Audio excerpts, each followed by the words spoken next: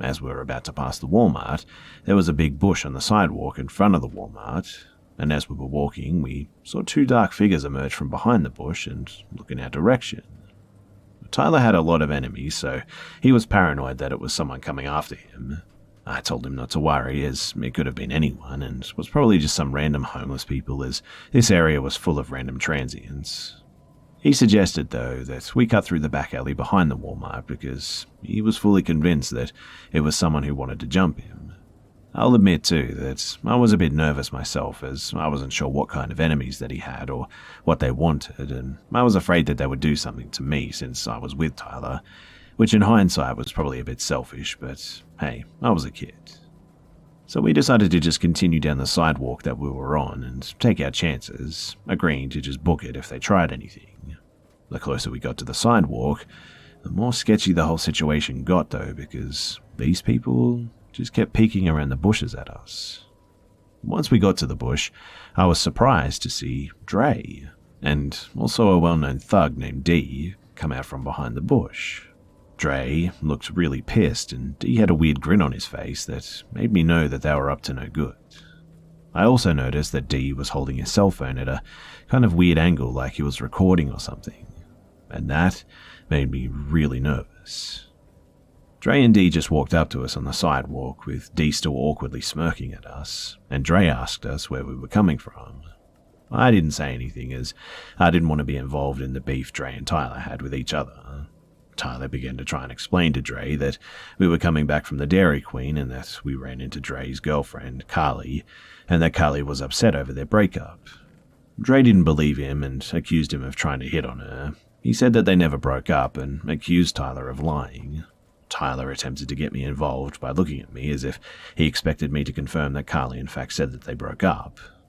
I froze up and I just shrugged my shoulders and tried to make it clear that I wanted no part of anything. Dre didn't say anything for a few seconds, and then after an awkward silence, Tyler attempted to part ways and walk up the street after saying goodbye to Dre. All of a sudden, Dre just shoved Tyler to the ground and then sucker punched him in the face as he crawled back to his feet. D began hysterically laughing in a very menacing way, and I just kind of stood there looking at Dre, waiting for him to come after me. You see, the night before this, I had gotten into it with Dre over text and called him a little bitch because he wouldn't forgive Tyler. I know that was immature now, but like I said, I was young and I was a kid and I was stupid. To my surprise, though, he walked past me without doing anything to me and walked up the street in the opposite direction. Now, by this point, Tyler was hysterical and started running up the street yelling at me to come on now or they're going to get me next, and I was trying to keep up with him. He yelled at me for not helping him, and at that moment, Tyler's mum pulled up next to us and we got into the car and she drove us home. He was crying at this point and told his mum what had happened. She kind of seemed dismissive of the whole thing and just said to stay away from Dre. I was just happy to be away from the whole situation, to be honest. Tyler went straight into his house, though, and didn't talk to me for a few days. I guess he was mad at me for not helping, and in my defense, though, everything happened so fast that I really didn't know what to do. Dre ended up texting me after I got home just saying, hey, and I just ignored the message. The next encounter with D was a bit more alarming, though, as he apparently did indeed want me to text. Tyler and I were just hanging out at the apartments one day when he got a text from one of his friends that Dre and D were smoking weed at the supermarket right next door to the apartments. Apparently Dre told D how I was best friends with Tyler and had been talking shit, to which D responded by suggesting that they walk over to my apartment to beat my ass. Dre told him no, though, because we were family friends, and so that was that. I didn't see D again until high school when he was put into my algebra class. He walked into the classroom with that same creepy smile on his face that he seemed to always have, and sat down across from my desk. He turned to me during a quiz and asked me if I remember him, to which I replied in the affirmative. He asked if I remembered when Dre punched Tyler, and once again I said yes. This kid went on about how he enjoyed watching Dre do that to Tyler and how he actually had 2 knives in his pocket that day and wanted to use them on Tyler, but Dre wouldn't let him. So, Fast forward to 2018, I was walking around Sears with my fiancée trying to find baby clothes for our son, who was due soon. I hadn't heard anything about Dee or Dre since high school, and I received a text from an old buddy from school telling me that Dee got arrested for allegedly shooting some girl in the back of the head at a party. Apparently, she refused to sell him coke, so he shot her in a fit of rage, and he fled the scene and was arrested soon after that on attempted murder charges since the girl actually survived. She also ended up making a full recovery, which is quite amazing. But this wasn't the first time Dee had shot someone, allegedly. A year prior, he shot some kid in the leg in a drug deal gone bad, and I'm not sure if Dre is still friends with Dee, but as far as I know, he's not involved in the things that he used to be involved with. So, thinking back on that day when those two jumped us and they had those knives, perhaps we avoided something terrible that day, and maybe we were lucky.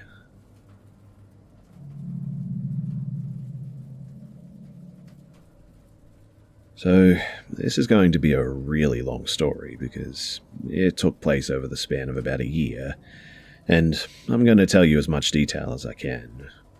Honestly, though, I know that it sounds so much like a horror movie script that I won't blame you in the slightest if you don't believe a word of it.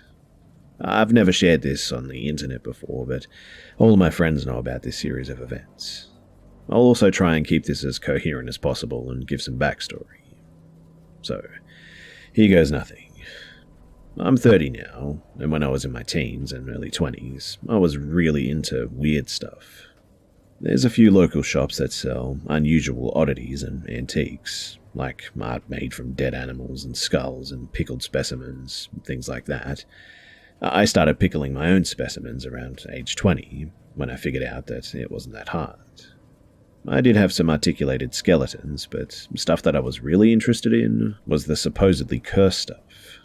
I bought things people claimed were cursed on eBay, and even drove to different states to buy things from people they claimed were haunted. I bought 3 different diebuck boxes supposedly cursed from eBay. I bought numerous haunted dolls, whatever I could find really. I had some weird taxidermy items too, like a couple of 2-headed baby chickens, a snake with 2 heads, etc.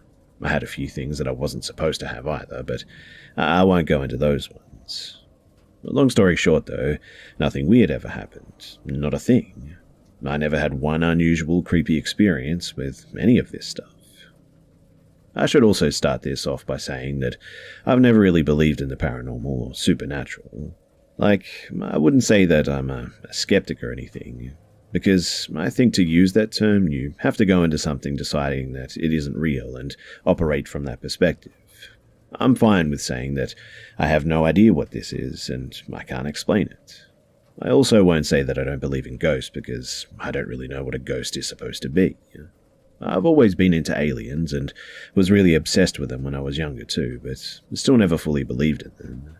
I just kind of liked the idea of them. I'd never seen one or seen any real proof of one, despite poring over documentary and late-night History Channel binges. So, on the subject of all things paranormal, I guess you could say that I'm kind of like Fox Mulder, and I want to believe, but never really did. Anyway, needless to say, after the following series of events, my mind is a lot more open now, though I won't pretend that I can tell you exactly what was going on. So, I'm like 21 years old and I'm working at Walmart at the time, and we had these steps that we would smoke on that were outside the tire shop that led up to another parking lot for a different building. I went out to smoke one day and was by myself and sat at the top of the stairs. As I was smoking, I noticed a paper bag sitting kind of underneath one of the bushes that was there. I don't know why, but I looked in it. I was expecting to find some sort of empty beer bottle or something, but inside of the bag was a porcelain lamb. It wasn't particularly creepy looking, to be honest. It didn't have bleeding eyes or whatever. It just looked like something that would be on your grandma's shelf. It had a red ribbon around its neck and looked really new, and when I picked it up, there was a note underneath it in the bag that said, "Take me home, I'll be a good little bitch, I promise." No, really, that's what it said. It was written in red ink, and it kind of looked like female handwriting maybe. Really neat anyway. It was written on one piece of torn-out standard notebook paper, and again, I know how stupid and cliché that note sounds, but that's actually what it said. So, of course, me being me, I bought the thing inside Walmart and stashed it under a register because I was totally going to take it home, obviously. I showed it to my friend who was working there and was kind of like, "Dude, look what I just found outside, and look at this note." And he was like, "You probably should not take that home." But of course, I was going to. I mean, I live for that kind of stuff. Anyway, as soon as I set it down, I realized that it was actually a music box because I jarred it enough that I guess I made it start playing. I looked at the bottom of it, and it had one of those metal twist pins that you kind of wind up and it plays a tune. So I turned it on, and honestly, it was the least intimidating melody that I'd ever heard. It wasn't creepy at all. I was actually getting legit disappointed too, because if you wanted to pull a prank on someone with some scary object, this thing was just doing it all wrong. I don't know what the melody was too, I'd never really heard it before, but it was in no way ominous. Fast forward to the end of the workday though, I get in my car, come home, and show my then girlfriend this item. She was into all the same weird stuff that I was, so she was equally excited about this weird find. We cleared a space on her dresser for it, and from then on we just referred to it as the lamb. And shit started going down immediately. Like, literally the next day. So, me and my ex didn't have the greatest relationship, and I spent most of my time in the living room. She hung out in the bedroom. I'd work until around 11 at night and get home and stay on my computer playing games until like 3 in the morning. Then, once she was asleep, I'd go into the bedroom and I'd go to sleep too. This way, we didn't really spend that much time together, and we both quietly preferred it that way. The very next day, I'm sitting in the living room and I hear a rustling sound coming from the kitchen. I could see the entire kitchen from where my computer was, and I assumed that it was one of our 2 cats maybe messing with something. But both cats were actually on the floor staring at the kitchen, just as confused as I was. The sound seemed like it was coming from on top of the fridge, and it sounded like something was rustling around the cereal boxes and the bags of chips and such that were up there.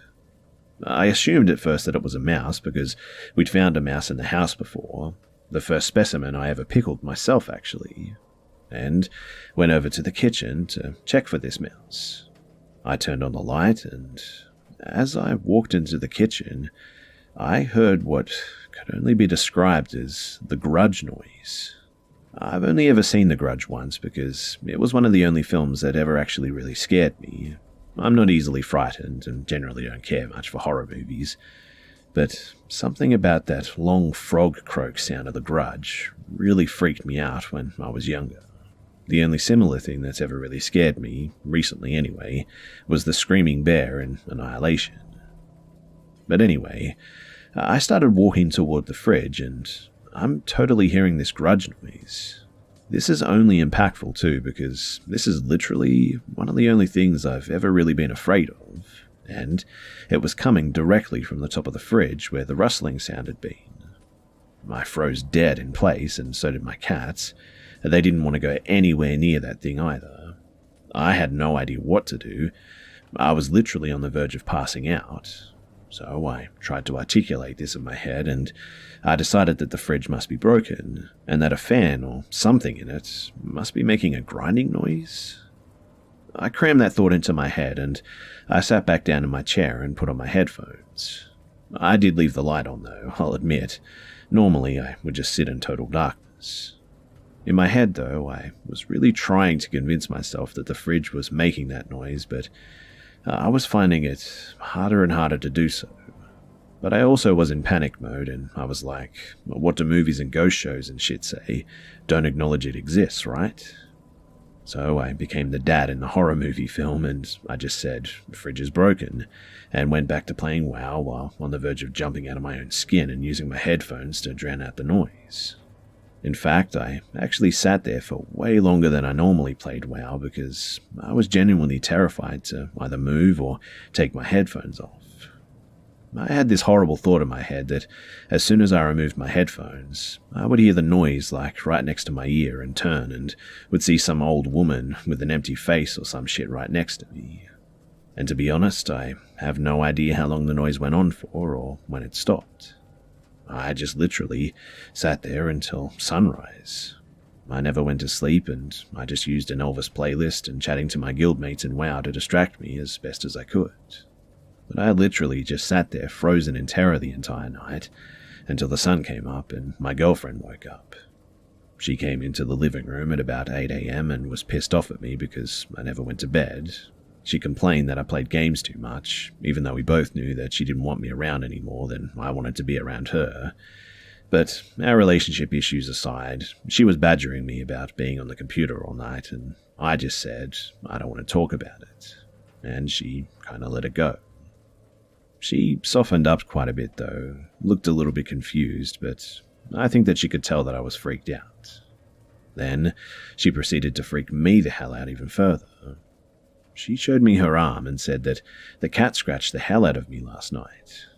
And she indeed had what appeared to be a cat scratch down the length of her forearm. Problem was, she kept the bedroom door closed all night.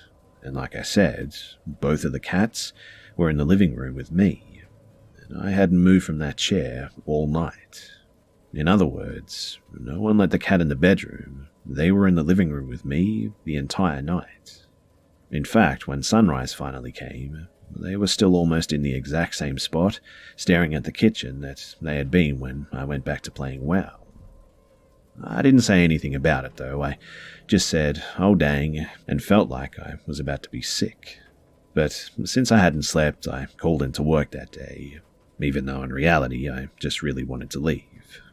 So I did an unusual thing, and me and my girlfriend went bowling for the day, then to a movie, and then we went to dinner, and I was clearly acting weird because we never really did anything together, and I was clearly trying to avoid the house. I actually asked if she wanted to go night fishing, and she finally asked me what the hell was going on. I didn't tell her though. I didn't want to really talk about it. She declined my generous offer to fish in the dark though, and we ended up just going home. We started our nightly ritual, she retired to the bedroom to watch TV, and I ended up staying in the living room. And that grudge noise started within an hour of me sitting down again. This time, as soon as it started, I willed my completely stiffened for your body to get up and walk down the hall to the bedroom.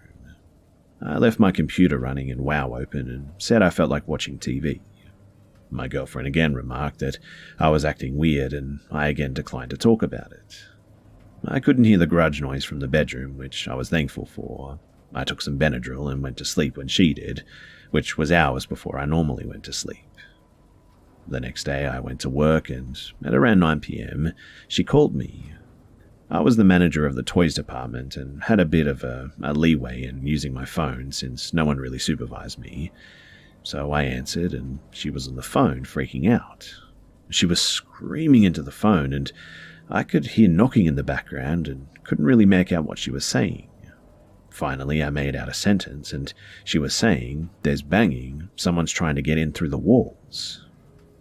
Well, I left work and I drove home and stayed on the phone with her the whole time, and at some point on my drive home, she left the house and started running down the street. I picked her up in her pajamas as I was driving back, and she said that someone was trying to break through the walls. She heard banging on the walls of the bedroom, and by this point, I was pretty fucking certain that I knew exactly what she was hearing, but I still didn't want to say anything about it. I wanted to calm her down, and I told her that it must just be squirrels. I said that I'd seen some squirrels going into a hole the side of the wall and was afraid that we might have them in our walls, in fact. This was entirely made up, but it actually did calm her down. She didn't know squirrels could live in your walls, and I convinced her that this was the case and told her that I'd call an exterminator in the morning and have them come out and check it. We went back to the house, much to my despair. My squirrel story had calmed her down, but that was very short-lived. Now, the way our house is set up, we had a bathroom that was connected to our bedroom, but not by a door, just by the wall. So you had to leave our bedroom, and the bathroom was the next room on the right, which means that the bathroom wall and our bedroom wall were the same wall. So we get inside and she went to the bathroom and immediately started screaming again. I came into the bedroom to see what she was screaming at, and it looked like a tiger had been clawing at the bathroom wall. The one that connected to our wall, the wallpaper, and I mean, who wallpapers a bathroom anyway, was torn off about 6 feet high, and there were large gashes in the drywall beneath it. Reminder too, this is all like about 4 days into having this fucking lamb. But at this point, we just got in the car and I told her about the grudge noise. Her initial reaction was that we needed to get rid of the lamb, but something told me that I couldn't. She wanted to just donate it to a thrift shop or something, but I just had this weird sense of unease about doing it. I felt like we couldn't get rid of it like that, and I felt like someone had to know what it was and want to take it from us. I can't explain why I felt that way, but I just did. So we did what you would probably not expect, and we actually just, well, lived with it. Like, this went on every day. We even had rules about it. The first rule was we never talked about it in the house. We never even mentioned it. We pretended the lamb didn't exist. It was like that episode of Family Guy where they had a giant octopus living in the house and just no one wanted to talk about it. When we had to say something about it, we would always say, "Let's go for a drive," and we would know what it meant. The clawing at the bathroom wall, though, was getting deeper all the time. Eventually, there was a huge hole in the drywall, and it was actually starting to claw right through the drywall that was connected to our bedroom. And I don't know why, but that was when I really started to freak out. For about a year, too, we lived with everything, and we just ignored it and pretended it didn't happen. Every night, I sat with that grudge noise, things would fly off shelves, doors would slam, straight-up paranormal activity bullshit every day. One of the worst ones was one of the pickle specimen jars exploded. It was a bird that we had for a while, and the mason jar exploded on the mantel in the living room. Glass went everywhere, and it took hours to find it all. And the bird itself also completely exploded, sending body parts splattering around the living room. Quite honestly, it was just hell, and I had a few friends that I would tell about it every day when I came into work. Like, they'd ask for updates on what the lamb had been doing, and I'd tell them whatever freaky story we had for the previous day, because it was literally a daily occurrence at that point. But eventually it all came to a head, and we just couldn't ignore it anymore. My girlfriend was waking up with bruises and scratches almost every day, and it actually started to look like she was self-harming. She had a lot of piercings and tattoos, so she wasn't too troubled by the pain, but she didn't really enjoy having to wash blood out of sheets every day.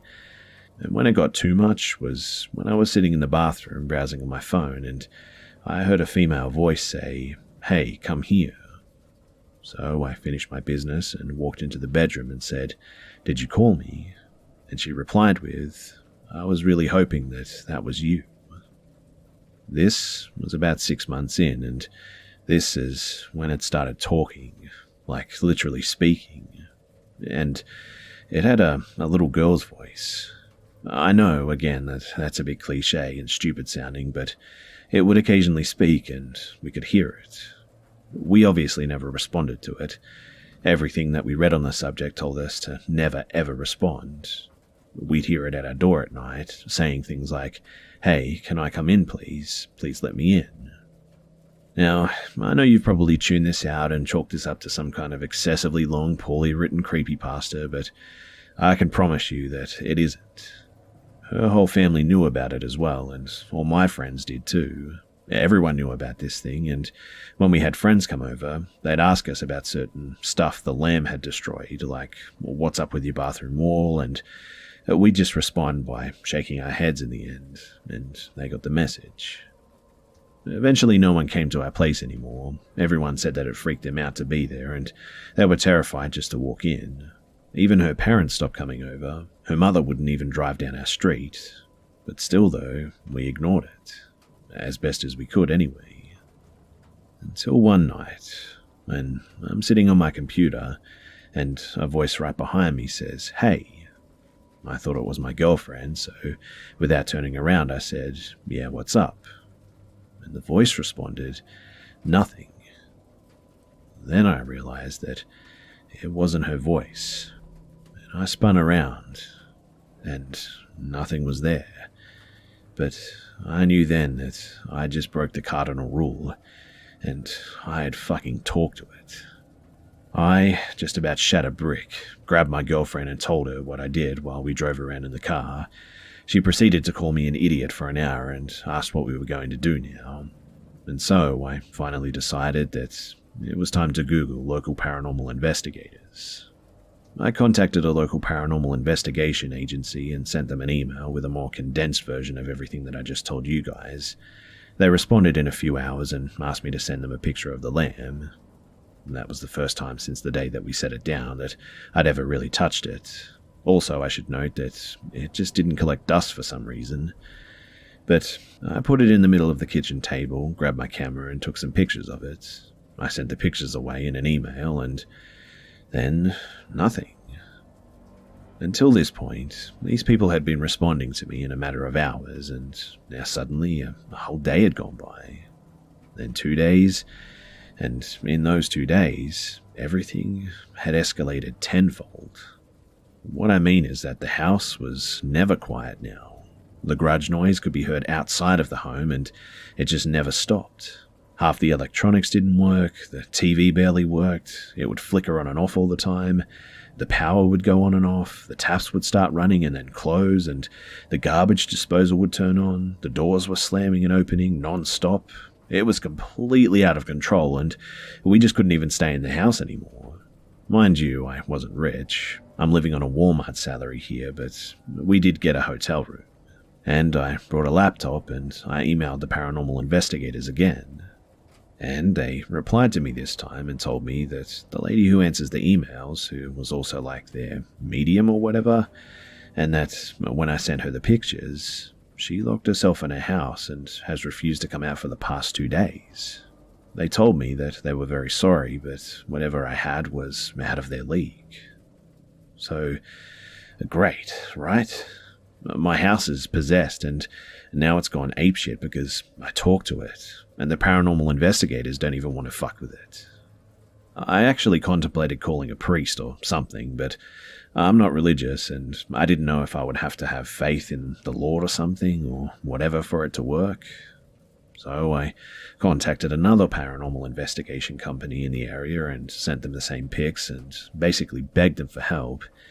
And this time, they actually responded and were helpful, and they drove down from about 2 hours away to help us. When they showed up at our house, nothing was happening. The doors were all closed, no sounds, nothing. And then they busted out all of these gadgets that I'm not going to pretend that I knew what they did or why they were there for. Some had lights though, and some made beeps, and some buzzed. One made little lasers all over the house, and they had recorders, microphone equipment. They saged the house, walked around waggling electronics at various locations, and I don't know exactly what the hell they were doing, but I at least appreciated that they seemed to be trying. The strange thing though is that they weren't getting anything. Nothing was happening. I even recorded bits of it on my camera. And then, all of a sudden, stuff did happen. My camera quit working just out of nowhere. The battery just literally KO'd. All of their noisy equipment started making noise, and there were 3 people, and they started talking to it like, "If you're here, give me a sign." And then they asked for it to knock on stuff, and this all went on for like 2 hours. Eventually they wrapped up, and the woman who was with them said that she believed the thing inhabiting our lamb wasn't a spirit. She said that it wasn't ever a person, and it was something else. She said that it was pretending to be a little girl to try and trick us, and the fact that we weren't being tricked was angering it. They left and told me that she'll call the next day, and she said that she knew someone who might be willing to take it. I couldn't fathom who would want this thing, but my girlfriend and I spent the night in the hotel again, and I did intend to get a call from the woman the next day. She said that she had spoken with someone named John Zaffis and that he was excited and wanted the item. I didn't know who that was at the time. She told me that he was the haunted collector, but that meant nothing to me. They said that he had a paranormal museum or something, but eventually they came back to the house, got the lamb, and mailed the thing off to him. Later I realized that this dude had an entire TV show and was the nephew of Ed and Lorraine Warren. And that was basically the end. Once this Zaffis dude had agreed to take it, everything just completely stopped. We never had another weird incident again. I never did fix the bathroom wall though, and we moved out when we split up and left it like that for the people we sold the house to. I wonder what they thought of it. But anyway, on a side note, I recently, the last 6 months, watched the Conjuring movies. In a very short scene in, I believe, The Conjuring 2, there's a shot where the Warren's daughter is sleeping in her bed, and on her nightstand is an identical lamp to the one that I had, and when I saw it, I almost started crying in horror. The one in the film has a blue bow around its neck, and the one that I had I'm pretty sure was red. The one in the film also doesn't appear to be a music box. But before anyone asks, yes, I do still actually have pictures of it that I've sent to the original paranormal team, but unless you really, really want them, I would rather not even touch the memory card that contains them.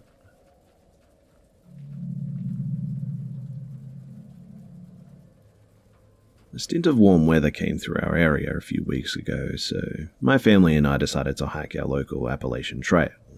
We were 25 minutes into our hike when my wife stops abruptly as if she was spooked.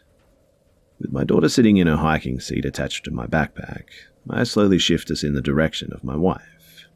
What we came across was a large rock off the trail that had been spray painted with a Bible scripture. I read it out loud, Mene Mene Tekel, Upharsin, Daniel 5:23-28. The urgent style of the writing and its intensity was unsettling to my wife. It was just really odd to see this kind of graffiti so far off the beaten path. But the AT attracts all walks of life, so I guess someone did it. I looked up the interpretation, and it goes, Mene, God has numbered the days of your kingdom and brought it to an end. Tekel, you have been weighed in the balances and found wanting. And Perez, your kingdom is divided and given to the Medes and the Persians. As I'm looking this up, my wife just wants us to keep walking and starts up the trail, and then I hear the cracks of branches just off the trail behind me. I just kept that interpretation to myself, as I know it'll just really creep out my wife. Another mile into the trail, and more crackling of more branches behind us. In the intelligence community, there's a rule of thumb regarding being tracked by a person or a car. 1 time equals an accident. 2 times, coincidence. 3 times, enemy action. Coincidentally, it would be very unusual for deer to follow us. So I turn around to what's making these noises, and in the woods off the trail, I spot what appeared to be a man crouched over, messing with something in his bag, whistling to himself. I thought that he probably just took a piss off the trail or something, but I knew this guy had been behind us on the trail for quite a while now because of that first noise that I'd heard. Not even 100 feet further down the trail, yet again I hear another rustle and a crunch of branches. I turn 180 degrees, and the man is about 20 feet in front of me, just adjacent to the trail. I look at him, but he doesn't make eye contact, just looks sporadically at different things from the ground beneath him to the trees and then looking up to the sky. And then, while looking to the sky, he says, "The days of Babylon are numbered, Mene Mene." I reply cold and clinically, "Hey, are you lost, buddy?" I can feel my adrenaline pumping, my ears faintly ringing, and my heartbeat pumping double time. Now I'm starting to think that I'm going to have to defend my family from a lunatic. He continues to mumble, giggle, and then just turns around and walks off into the woods.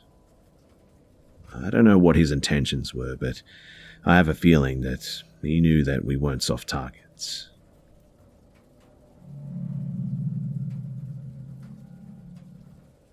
This all happened when I was about 19. I'm not the best looking dude, so I've never really had much luck with women, and I ended up on Tinder. I wasn't having much luck there either until, like, the 3rd month of using it, when a blonde woman named Katie messaged me. She was pretty enough that I just dismissed her as a bot, It wasn't until 3 days later that she messaged me again, which was odd because bots almost never message more than once. I clicked on her chat and replied, then looked at her profile. What I saw was pretty generic, but definitely wasn't a bot's profile. We'd been talking for like a month when she proposed the idea that I come and see her.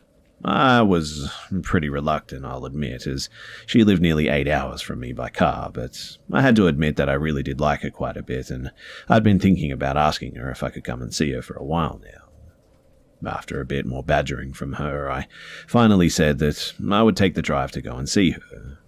At this point, I really had no reason to doubt that she was who she said she was. We had video chatted every other week and called most days, and I just assumed that I honestly just got lucky. Things did get a little weird on the way there, though. She kept messaging me, asking me where I was and making sure I was still coming. At some points, when I took more than 30 minutes to respond, she'd send me a slew of annoyed texts. Admittedly, I had just chalked this all up to her being nervous about coming to see her. I was pretty nervous too, so I couldn't blame her. But I had a bit of a hard time finding the place at first. The directions she gave me were pretty confusing, and it was back through a series of gravel and dirt roads and a large thicket of trees. It was still about midday when I came onto an old-looking house. A window on the second floor was boarded up, but it didn't look abandoned, just worse for wear. Katie's red buggy that she liked to talk about was parked in the front of the garage. I took out my phone and texted her that I was here. She only sent a smiley face in return. When I got out of my car to go and knock on the door, I noticed that someone was looking at me from one of the second floor windows. I found it a little bit creepy, but figured it was just her father or something. She had told me a few times that he comes to stay with her every now and again, so I just ignored it and knocked on her door. She answered with a smile and even gave me a kiss, which surprised me, and I followed her inside. We sat down on a couch and started talking about our plans when I asked her about her dad. "Hey, you didn't tell me that your dad was here," I said. "Was that going to be a surprise, or?" Katie looked confused and told me that her dad wasn't here. I still thought that she was keeping up the act, and I told her that she didn't have to keep pretending, and that I had seen him looking at me through the upstairs window.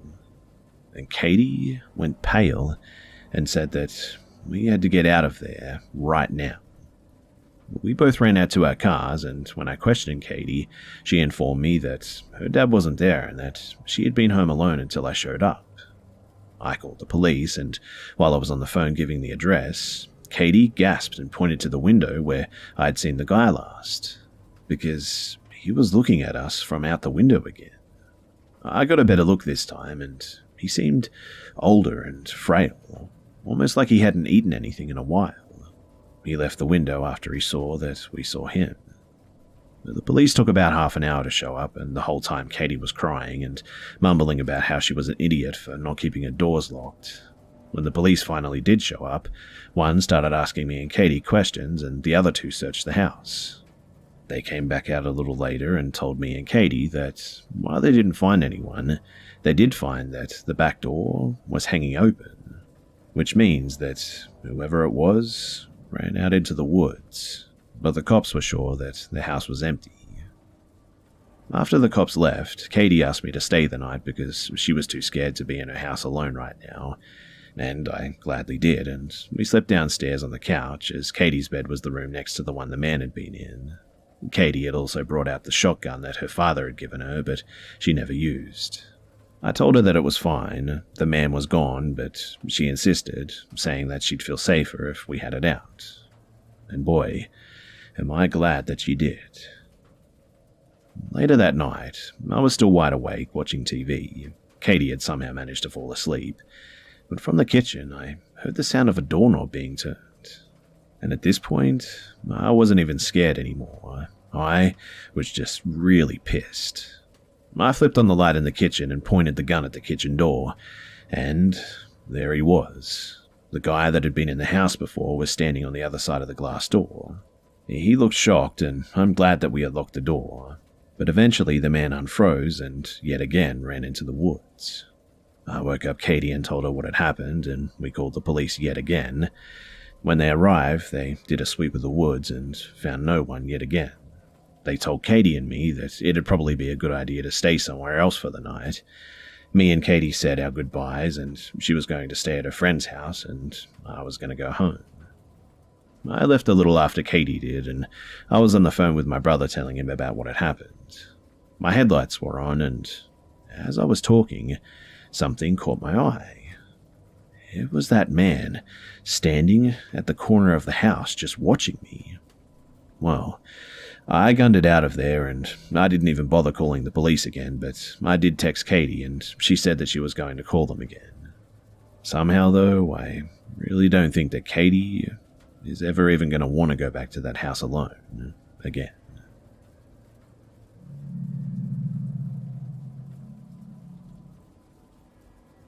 I lived in a pretty average-sized town my whole life. It was overrun with drugs and one of the worst homelessness problems per capita in the country. Living there, I knew not to trust anyone, but I had enough friends there that I mostly felt safe. But eventually I transferred colleges to one of the biggest, richest cities in the country, and when this happened, I'd been living there for about a year. I felt safe, even alone. My school and home were outside of the regular touristy places, and my neighborhood was mostly retired rich couples or students like myself. I felt safe walking to and from school by myself, so I really wasn't expecting this to happen. So, I normally don't give any strangers the time of day, mostly because I just didn't want to interact with people. But this day, I guess, I was just feeling talkative. I was in my neighborhood, walking back from school, but still had a few streets away from my house when I heard a voice above my music. I pulled out a headphone and stopped, and I heard a man calling out for me. I placed it behind me, but didn't see anything, and figured it must be coming from the car behind me.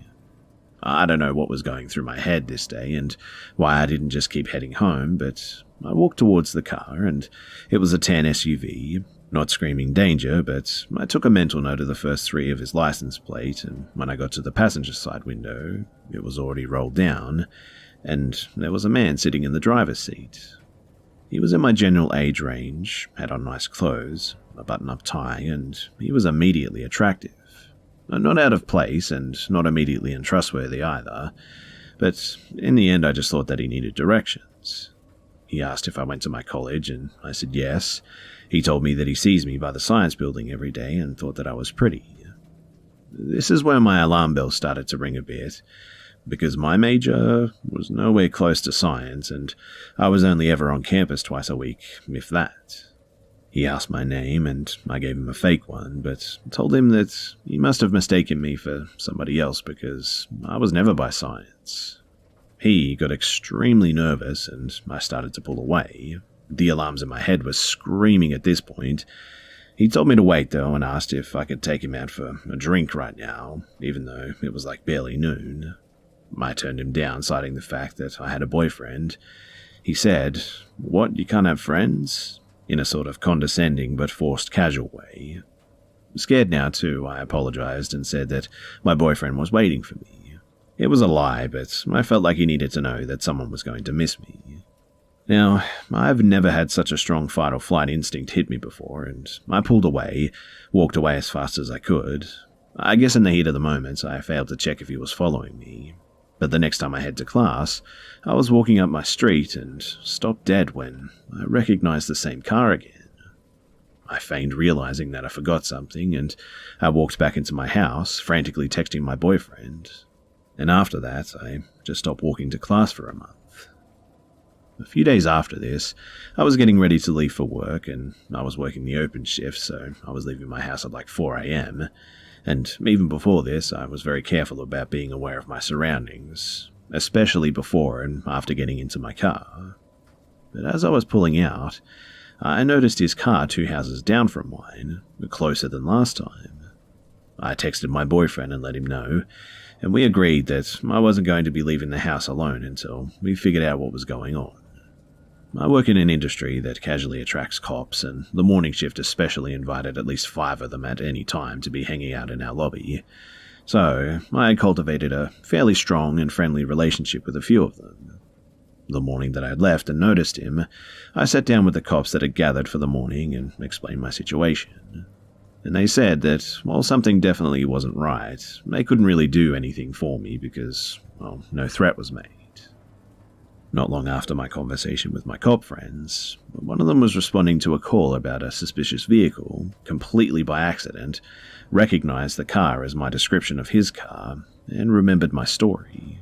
He told me that he walked up to his car and asked what he was doing, just sitting in his car like that, citing the call that they received, and noticed obvious evidence of surveillance.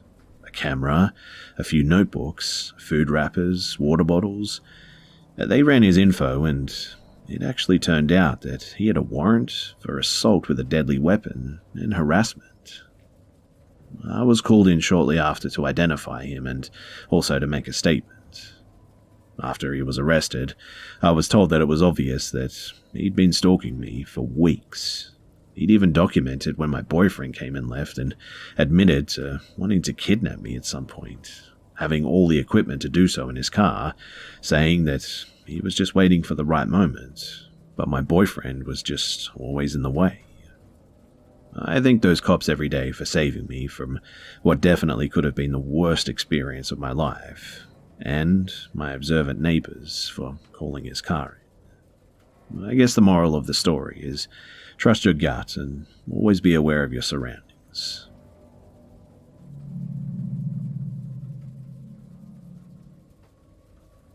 So I went hiking with one of my old friends. He used to be homeless and in a really bad situation with his parents, so I let him stay with me until he got on his feet.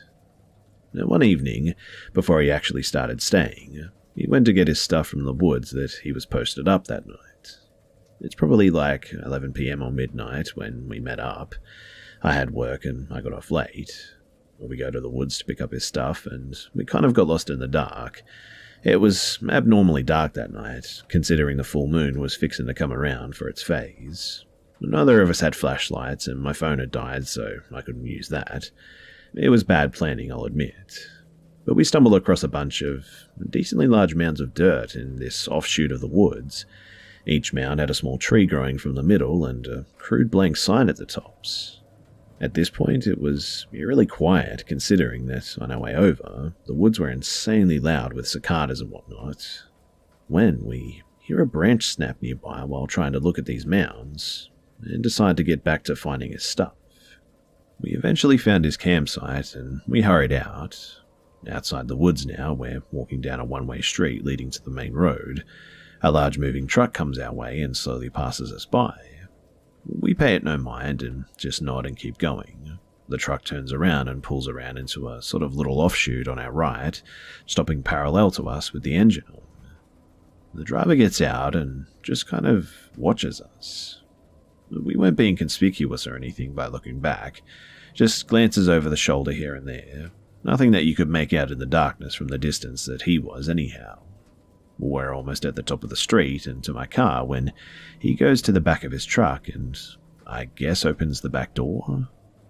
And the next thing that we hear is at least 3 dogs barking their heads off and a flashlight pointed our way. We started running and we had to do some evading through nearby neighborhood streets before we could get back to my car. Eventually we did though, and we just sped the hell out of there. And nothing ever really came of that afterwards too. No cops, no local town chatter, nothing. Well, more did, but that's a different story altogether. And at this point, I'm done with this.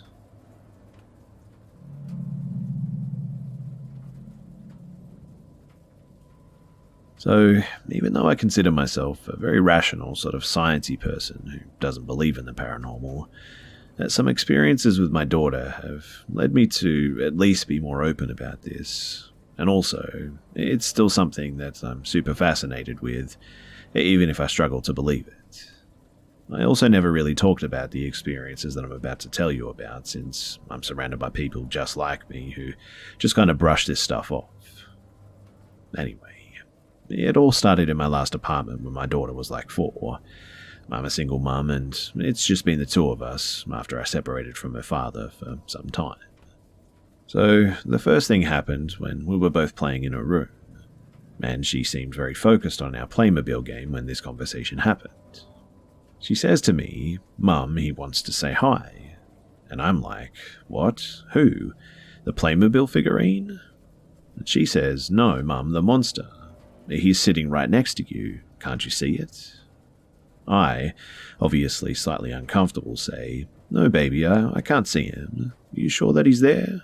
"Yeah, you really can't see him? He's waving at you." And then she started waving at something invisible next to me. I just kind of brushed it off as some sort of a fantasy and changed the topic back to our playing. Another time, we were also playing with her Playmobil stuff, which was between me and her, and she was sitting across with her face showing towards me. While we were playing, she annoyingly turned around and looked back and made the go-away movement with her hands and said stop. And a few seconds later, she turned around again, did the same movement and said stop it. I asked her what was wrong, and then she came to me and sat on my lap, and did the same gesture again and said go away. I asked her again what was wrong, since I was really confused, and she was like, "The monster keeps touching me and I don't like it." Honestly, this is where I started being creeped out as well. So I said, "Leave her alone, monster," and proceeded to play with her and distract her, but this is where I started to feel really uncomfortable in my apartment. The worst one, though, was definitely at night when we decided to sleep in the same bed in my room since it was the weekend. I remember I woke up at probably around 3 in the morning, I think, just after it, I'd guess, and saw her sitting on the bed just staring at the wall. I asked her why she wasn't sleeping, and she said, I can't sleep when the man is standing next to our bed." Now, as I said, I'm a pretty rational person who, for the most part, attributes these things to kids' blooming fantasies, but in that moment, it took both my non-existing balls to tell her that it's okay, and I cuddled up with her until she fell asleep, instead of freaking the hell out and leaving the apartment in the middle of the night. I still kept telling myself that it's just a fantasy and that all kids have this sort of stuff. But what was stranger to me, though, was that all these things stopped happening when we moved. She never talked about a monster or weird man again, never told me that she saw something that I couldn't see. But the really weird coincidence about all of this, though, is that in that apartment is where I had my first and only ever sleep paralysis experience. I was sleeping on my stomach as usual, and I woke up and couldn't move or speak.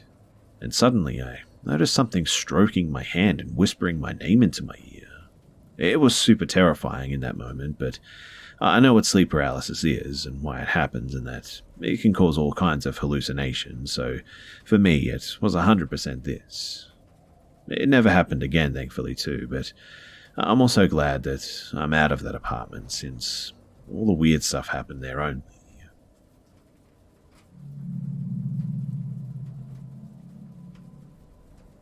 This happened a couple of years ago while I was still in high school, and live feed cameras, those Ring door cameras, were first becoming a thing.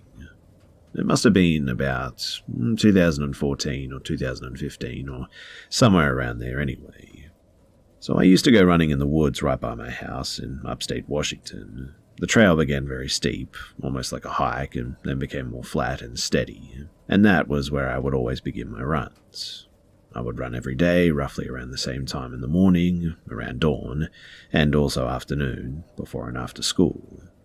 Now, I was running before school one morning, and a tall man with a beard and a plain tan hat was sitting on the bench at the beginning of the trail. I hated dealing with people because I was an awkward teenager, so I began to look at the ground and just walk by him. As I got closer, I could tell, though, that he was staring at me.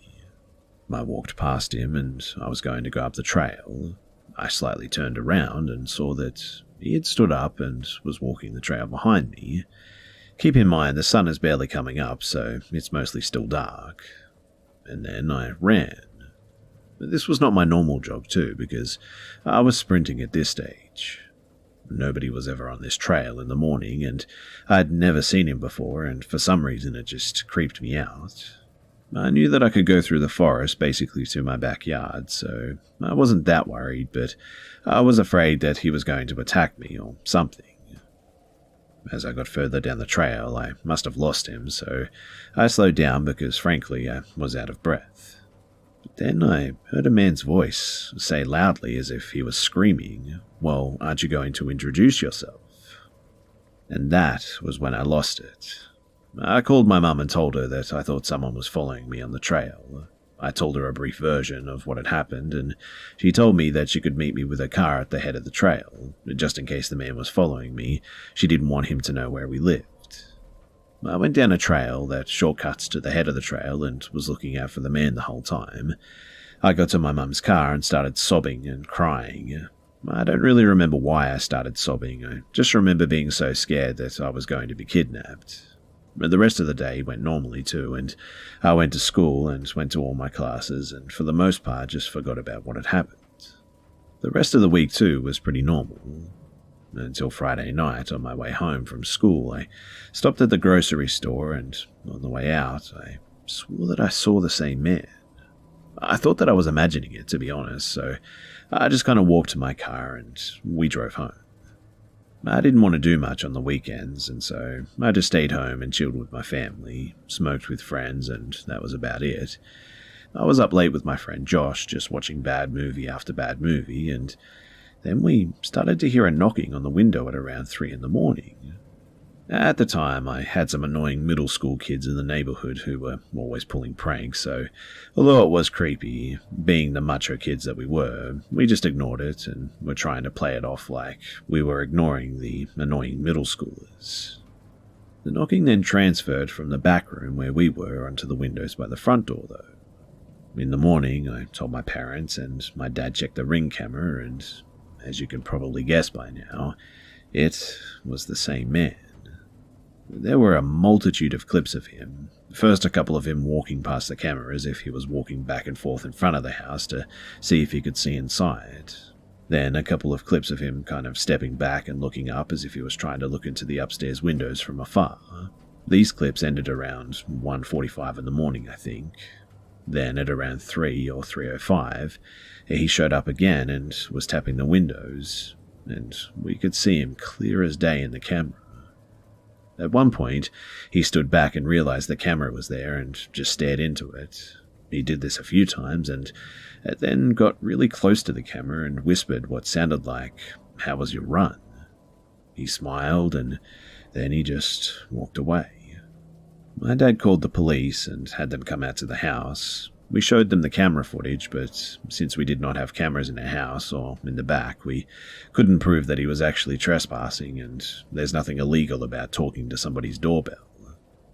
I never did see him again after that, and when the police checked back the following month, they said that they thought that once he saw the camera, he must have got freaked out and decided that he was caught and decided to drop whatever he was planning to do. It was a really terrifying situation, though. I mean, I was literally being stalked. Also, I'm a guy, so something like this has never really happened to me and hasn't since then too, so it was just really weird and really freaky. Safe to say, though, that I got a gym membership after all of that, and I haven't gone running down that track since.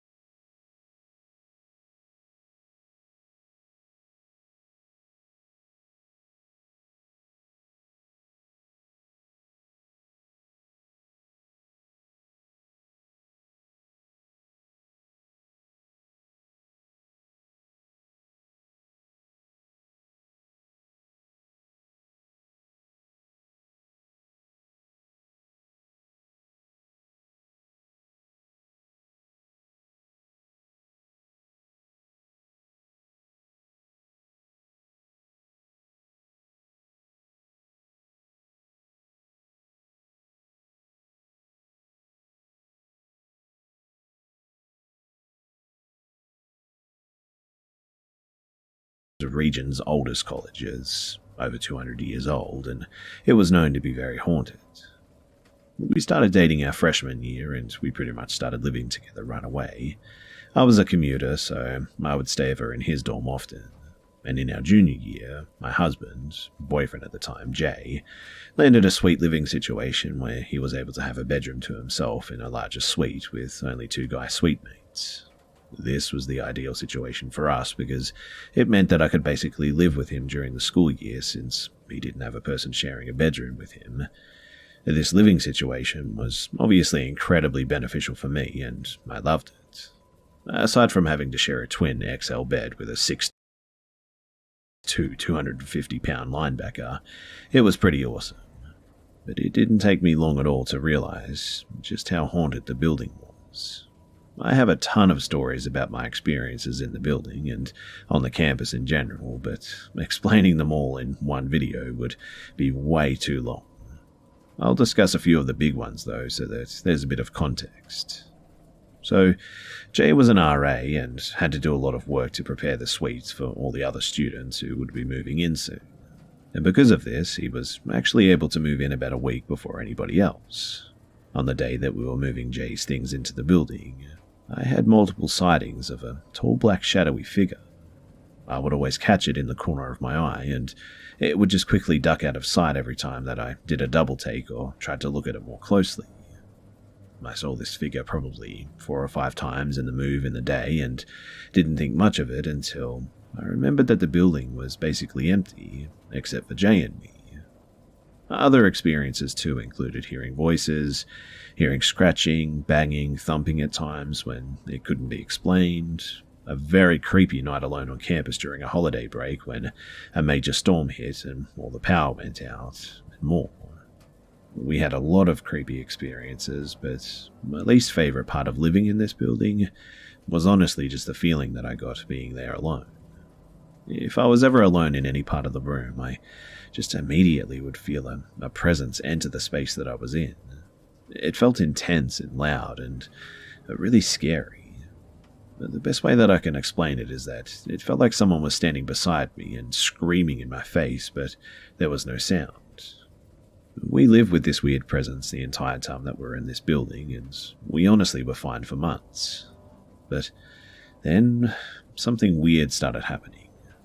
Jay would start waking up in the middle of the night by speaking a different language. I know that saying speaking in tongues sounds ridiculous, but I honestly don't know how else to describe it.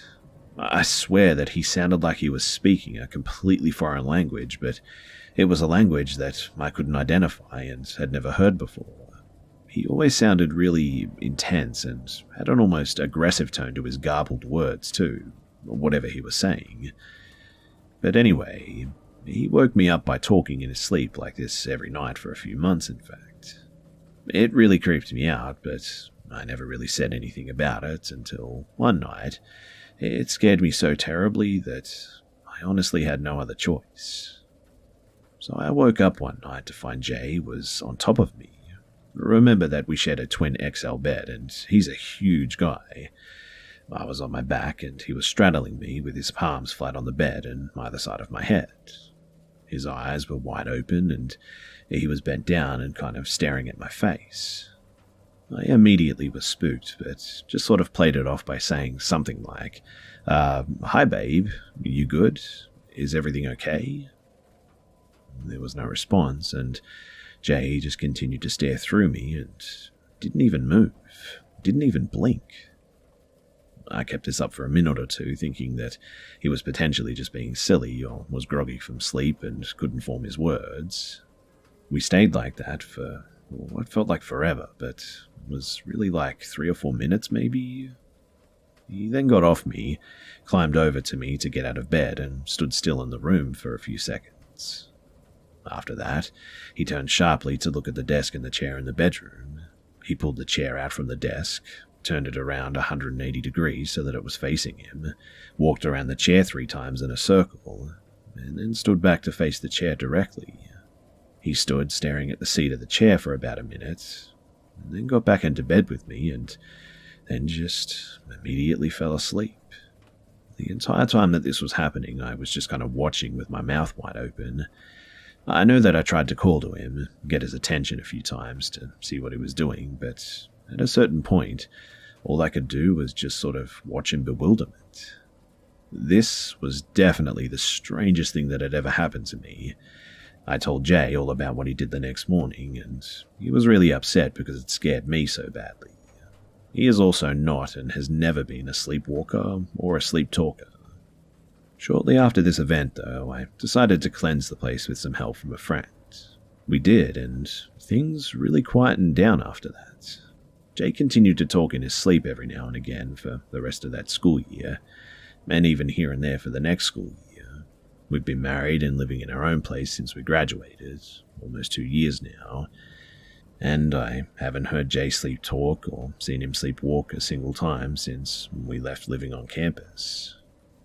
I know deep down that that building was haunted, and I really believe that whatever it was attached to Jay for some reason and tried to speak through him or something. Anyway, thanks for listening, and I'm sorry that this is a bit long. I tried to condense it as much as possible to make it an easy listen, but if anyone has any ideas as to what was going on in that building, I would love to hear from them.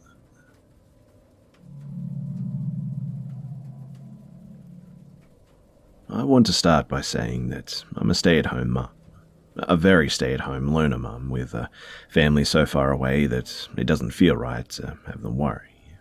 Tonight, I tucked my oldest kid into bed, and on my way out to my new nightly ritual of feeding my neighbour's cat, my husband made a joke about wanting corn dogs from 7-Eleven.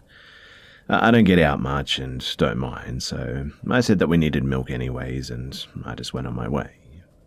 The neighbours was uneventful, except that one hellcat hooked a nail into my middle finger when I was giving her treats. Because of this, too, I left earlier than usual, and I headed straight to the store. It's just after 9 p.m. and I pull up to the 7-Eleven, parking alongside the building, unobstructed windows spanning the entire length of the building.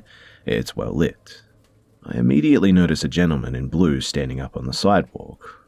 I pay no mind, but start gathering my things. My finger still really hurts, so I'm taking my time and cursing that gorgeous cat, when I hear a man's voice mumble something. My window is partially open, but my windshield is already fogging up, and when I look up, I see that he's walking towards my passenger side. He starts trying to open my door, but thank God that my kids broke that door handle and it won't open. I immediately step out of my car, and with me standing in my open door, looking out across the windshield, I say, "Excuse me, what are you doing?" And he starts saying over and over, "Are you the yellow cab? Are you the yellow cab?" I say again, "I don't know you. I'm not letting you in my car." He realizes that he can't get in and people are watching, so he starts walking away from my car and I run inside. I am a little shaken, I'll admit, but I try to sum it up to mistaken identity. But we live in a small town and our cabs are just random cars. So I'm walking around and trying to make sure that he isn't near my car, and at one point I see him looking like he was walking away. I call my husband and tell him a little bit about what happened, just to hear him say that it's probably nothing. But, corn dogs in hand, I walk out and head towards my car. Visions of this guy in my back seat flashing through my head. I see him walking away from my car, but now he has a backpack. Something flashes on the side of the pack, and it hits me that I didn't lock my doors when I ran inside. And this piece of shit mother lover has my 5-year-old son's backpack. I don't know what the hell I was thinking, but I walked maybe 2 feet from my car and yelled, "That's my son's backpack." I thought that he might bolt, but he actually started walking back towards me instead. I said again, "That's my son's backpack." And he again starts saying, "Are you the yellow cab?" I yell louder, "That's my son's backpack, give it back to me." For a millisecond, I even consider the fact that this might not be my son's backpack, and I panic, but I'm convinced in the moment that I see the bus pass. This man is still going on about the yellow cab, and I looked at him. Furious mama bear is pissed. I take an extra long look at what he was wearing, and there were hospital blue pajama pants and a deep but vibrant blue hoodie with a WOT logo, and the O has some sort of hemisphere lines of something on it. All of this happens in a few seconds, and I just remember looking at him, pissed, and telling him that he's effed for stealing a little kid's backpack and to get the hell out of here. Maybe it's because I live in Canada, or maybe it was because I didn't leave the area where I could be seen, but he started walking away. I went inside immediately and told the clerks, but I didn't think any of us knew what to do. For a second I was going to call the cops, but it was just a backpack after all. But I just couldn't help but think about him trying to get into the car with me in it. So, in the end, I called the police. I started telling them what was happening, and then I saw the guy again. I followed him while on the phone, and I parked way ahead of him. Time passes quickly when you're on the phone with the cops, and the guy passes my car. He turns back and sees that it's me and turns around. I haven't turned off my car, so I panic, but I shift into drive and start driving away. This man wasn't scared.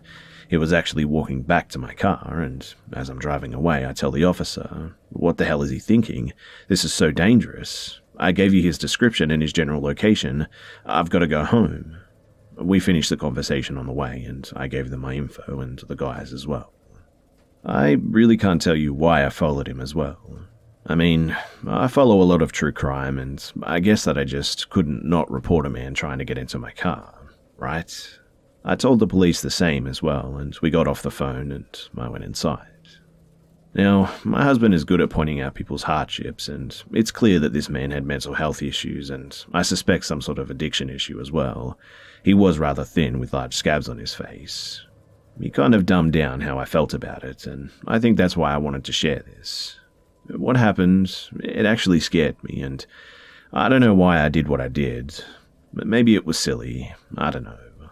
All of it seemed stupid, I suppose, but I approached the guy, I drove after him, and I know that I'm ridiculously slow sometimes, but I did get the backpack back, but it was stupid, I know. Anyway, I received a phone call 5 minutes before I started writing this, and the police, they actually got him. He is going to the station for the night because he's extremely intoxicated. The officer's words were, we pulled up with our lights on and he asked if we were a yellow cab. A part of me feels like maybe he was just drunk or something. But a part of me also thinks that this guy was using that as an excuse as to why he would be thinking to get into my car like that. I definitely had an adrenaline rush and now I'm just really tired, but if you've gotten this far, then thanks for listening, and man, what a weird night.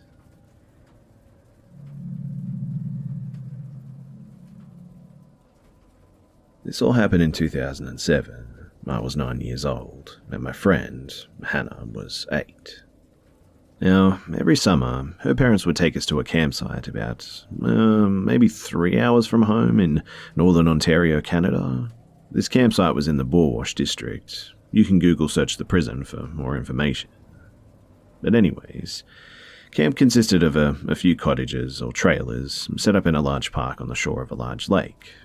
Each summer we'd be greeted by our friends that we'd made the previous years and we'd have ample fun. This year though was different, because we met a girl named Emily. She was our age but shy. She'd never eat or stay over too late. We always assumed her parents were just strict. We had sleepovers, took photos together, and she kind of became the third in our Three Musketeers group setting. One day, we were actually swimming. There was a floating dock with a slide in it, and we decided to each take our turn to go down to make the biggest splashes. My turn came, and for some reason I was carried under the dock, and as I was trying to maneuver out from under it, Emily began holding me under the entire time. She wouldn't let go of me, and finally Hannah grabbed me and pulled me up. We both got out of the water and ran to the camp, and we were pretty freaked out that our friend would try what I saw as drowning me. The next day was the last day that we were at the camp. Emily came by and acted like nothing happened. She spent the day trying to convince us to walk along a river to a huge building. She said it was just a few hours away, but we could spend our last day there and we'd have so much fun. We both felt like something was off, though, and decided that we better not go. Nothing else happened after that, and we kind of just went home, and the following year, Emily wasn't there. A few years ago, though, we were looking at our camp pictures while celebrating my 18th birthday. When we reached the 2007 photos, we noticed Emily was missing from them.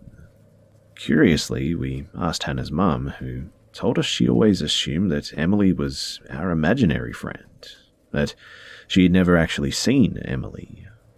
In the photos that we have, you can clearly tell that we left spacing for Emily in between myself and Hannah in most of our photos. We decided to, without speaking to one another, write down the characteristics about Emily that would define her, and, amazingly, we wrote down the exact same thing. Green eyes, brown hair to the shoulder, very fair in skin tone and very skinny. What freaks me out the most, though, is that I remember being trapped under that dock, and I remember her holding me there. But if she wasn't real, then what was holding me under the dock? There was no way that we both imagined the same girl, same name, same experiences and descriptions of her. We also remember her trying to get us to follow a river, and we realized that the river actually went to the prison. When we started reading up on the prison too, we realized that apparently there were tons of encounters that people have had there. Now, to be clear, I'm not a believer in the paranormal per se, but this honestly just has me stumped. I have no idea why we both saw Emily and why she tried to drown me or why she wanted to lure us out to a prison, but needless to say, we did visit said prison in the middle of the night, and that in its own is a completely different story that I may someday write about, but I still cannot explain who Emily was, and how we both saw her, the same little girl, and why she wanted me drowned, and why she wanted us at the prison. I'm wondering, though, have any of you guys had a similar experience?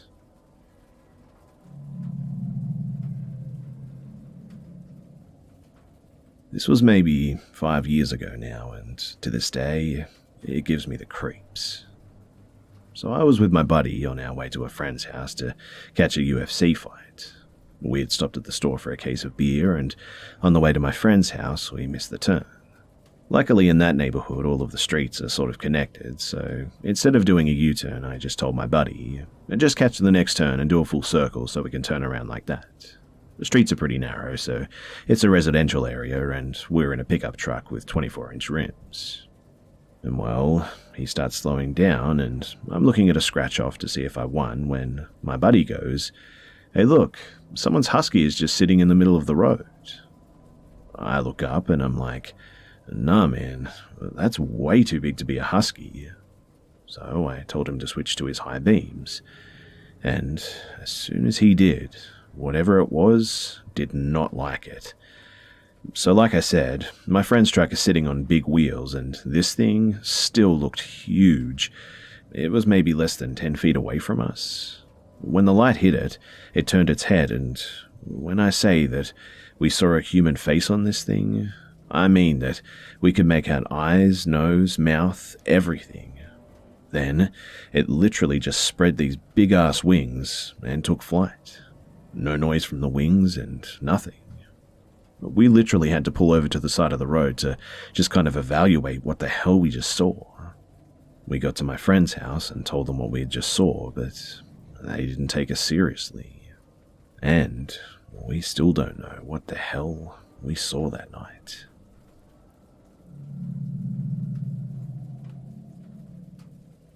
I was 12 years old at the time that this happened.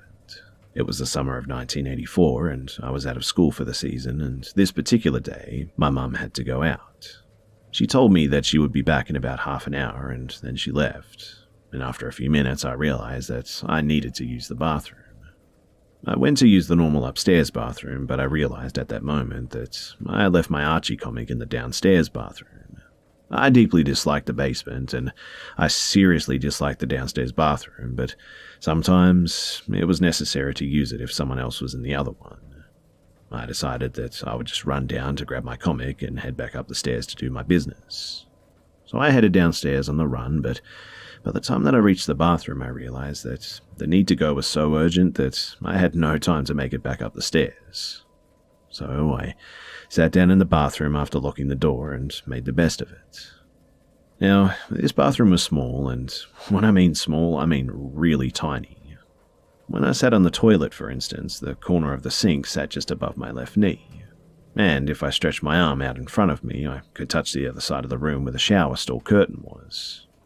Directly to the right of me was the door, and I could easily touch the doorknob and the lock above the handle as well.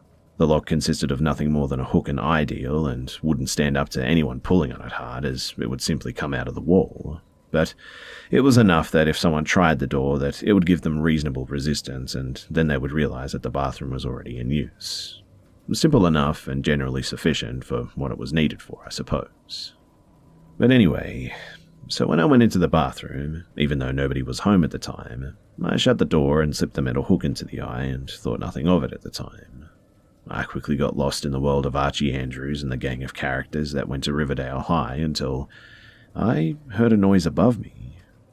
I knew nobody was home, but perhaps someone had come home while I was downstairs. I stopped reading and was listening intently when I heard the first heavy footsteps on the basement stairs. It was unusually loud as well, and sounded like whoever it belonged to was really large and very, very heavy. I knew how many stairs there were, so as the heavy thudding on the stairs came slowly and deliberately closer, I counted. 1, 2, 8, 9, 14, 16. I thought that I was scared by the time that it reached the third stair, but by the time that it had reached the 10th, I could actually hear it, and it just took my breath away. As it descended, the sound of rushing air and sort of laughter came floating down the stairs and the hallway through the bathroom door, and it gave me the shivers. I could hear it round the corner as it came to the bottom of the stairs and down the hallway towards me. I dropped the Archie book on the floor in a panic and grabbed for the door handle as I realized that it was now just outside the bathroom door. I could hear this rushing of wind still and this laughter, all at one time sort of jumbled together like many voices and calling out sort of names or something. I held onto the doorknob with all my might as it began to twist and turn in my hands as whatever was outside the door tried to get inside the bathroom with me. The door shook with the violent tugging from the other side, threatening to tear the door from the very hinges. I thought ironically for a moment that it was a good thing that I was sitting on the toilet right then, because otherwise, what was going so freely into the toilet would have definitely been flowing down my legs. Time seemed to sort of stretch on as the struggle continued, and I battled with whatever was on the other side of the door for possession of the doorknob, but I don't really know for just how long it went. It could have been only seconds, or perhaps even minutes, but for however long it was, the tears were rushing down my cheeks, and I screamed in terror the entire time. And then, just in a sort of single moment, it stopped. And I was by myself in the bathroom, still shrieking in terror at nothing. The noise was gone, the tugging and the pulling on the door was over, and there was just nothing. I sat there, shaking violently for what seemed like an eternity, not daring to let go of the doorknob lest that beast I had wrestled with was still on the other side of the door, silently waiting to hear them let go and breathe a sigh of relief, only to pounce and tear the door from its hinges. In fact, I didn't even relax a single muscle until I heard my mum's footsteps above me and heard her call for me.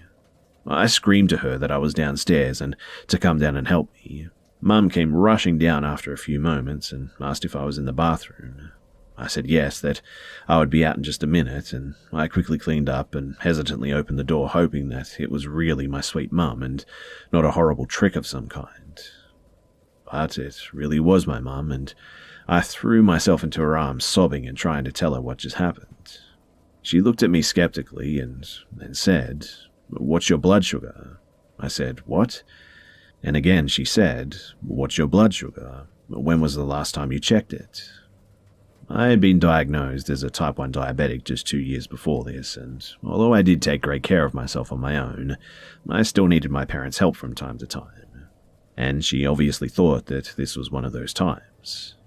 I realized that once again she didn't believe me, instead thinking that it must be my overactive imagination and that it may have also been related to low blood sugar or something of that sort.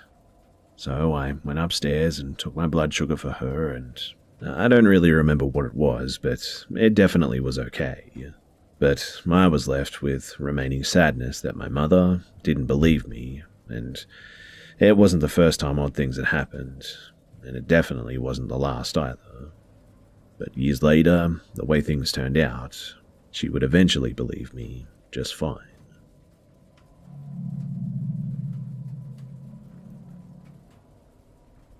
So I know that this story is going to sound a bit like bullshit, but I can assure you that it actually happened to my cousin and I in the summer of 2018. So my cousin and I lived pretty close to each other in the suburbs of Detroit. We both love photography and taking long drives listening to music, so that's exactly what we did on this particular day. We drove for about an hour to a small town and found an abandoned barn that was also for sale. At the time, we actually didn't spot any trespassing signs, so we decided to be adventurous and go and check it out. But boy, was that a big mistake. So the barn was in semi-decent condition, although the paint had begun to peel off. Structurally, it was pretty sound though, so I didn't feel uneasy about going inside of it. I'm an avid urban explorer in Detroit and had been in far worse buildings up to this stage. But once we got inside, we somehow ended up in the basement of this barn though. And man, was I immediately getting some weird-ass vibes in there. There were little girls' clothes and toys and furniture just littered throughout the basement of this barn, and I thought it was creepy as hell, and so did my cousin.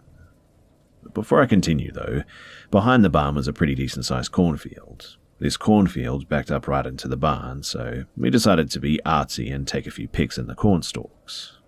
I snapped a few shots of my cousin, and we decided it's time to head back to the car. Walking through the first row of corn on my way back to my cousin's car, I see a vertebrae in the dirt. And at this point, I stopped dead in my tracks in disbelief. Like, is this actually what I think it is, or is this an animal bone of some kind? I start looking around, and oh shit, there were several more. They were too big to be a deer, and I yell for my cousin, who was almost back to the car now, and have her take a look. We both start really examining the ground, and we find more and more bones. Now, for the record too, I had actually taken cadaver lab and human anatomy in college, so I'm very familiar with the human body. We found a fibula and a fully intact femur, and that's when I really started to freak the hell out. But we decided to call the cops because we knew that this was serious at this stage. We waited in the car for a good 15 minutes, totally freaking out, until the cops arrived. Once the cops came, there was 2 of them, we all started looking through the corn and nearby trash pile. The cops, I don't think, believed us at first, and I distinctly remember them saying that they thought it was a deer carcass. That was, until I found a full-blown rib cage in the trash pile, and then they changed their tune real quick. The cops told us that they would need us to leave and that they were calling for a full forensics team out to start collecting evidence and whatnot. We were totally shaken up, and on the way out, I finally saw that no trespassing sign, and I'm sure the cops did too, but they just didn't care at that stage. We gave the cops our information, but we never did hear anything from them. I also watched the news pretty closely for the next few weeks, and I didn't see anything. But this was definitely one of the most creepy things that I've ever experienced.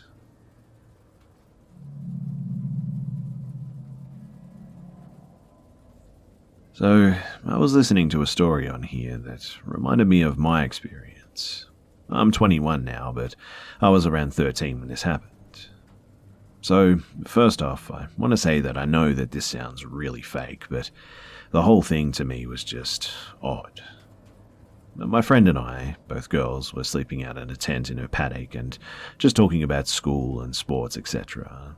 It was pretty late, but we were so ecstatic to even be allowed out in the tent that we weren't sleeping. I decided that I wanted to scare her, so I pretended that I could hear breathing outside. I acted super scared and said something along the lines of, "Oh my goodness, can you hear that? Someone's outside the tent." She became super quiet, like she was trying to listen, and her face kind of dropped.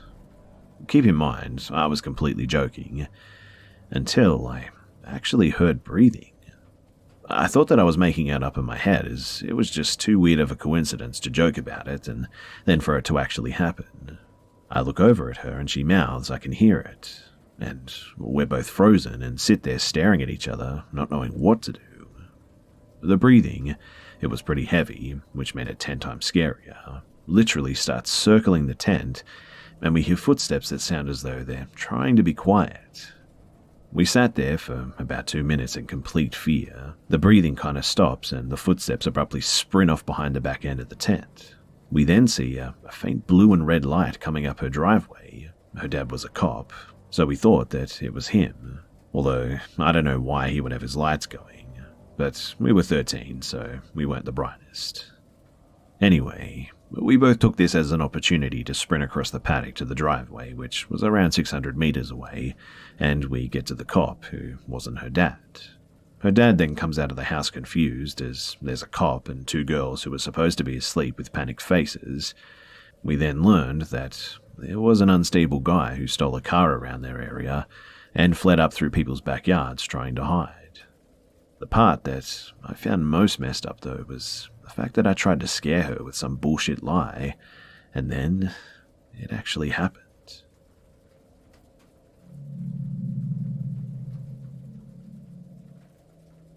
So my family and I moved into a new house, which is a 2x4 house. It used to have an attic, but it's been sealed off. After a couple of months into living in this house, sometimes I'm just watching TV and I hear scratching from the roof. I just play it off as a bird, as they're common where we live. After 3 weeks, the scratching has gotten worse though and more frequent. It was kind of like it was trying to scratch its way out of the roof. But by the way too, the attic entrancey thing is above the outside of my sister's room. One day my sister tells my dad that the seal is open. My dad gets confused because it was supposed to be sealed off. My dad goes to close it and realizes that it's actually really hard to open and close, so whatever opened it must have been pretty strong. And that was the point when I started to get skeptical. The same night I go to get some snacks from the fridge and I open it to find out that they're gone. I thought that my siblings must have eaten it, and in the morning my parents are going on about a missing cake, because that cake was supposed to be for my niece's birthday. They asked if I had anything to do with it, and I said no, along with my siblings. I was getting really suspicious about the attic though, so I built up the courage to go and check it out. But note too that I'm probably the most paranoid person in the world, so I was scared for my life, but my curiosity got the better of me. I get the ladder, a torch, and a knife just in case. I open the opening thingy, whatever it's called. I shine my torch in there to see nothing. But as I search more, I see the cake, empty snack packets, dirty clothes, and a short, dark silhouette. It just freezes in its spot. Immediately I bolt and scream for my parents and I tell them everything. They tell me to stay in my room and they go up and check it out, but when they do, whoever was there was gone. I'm still pretty shook up from that moment, and I still get nightmares from it from time to time. We have since moved on from that house and now live a normal, non-scary life, but it's certainly something that I'll never forget.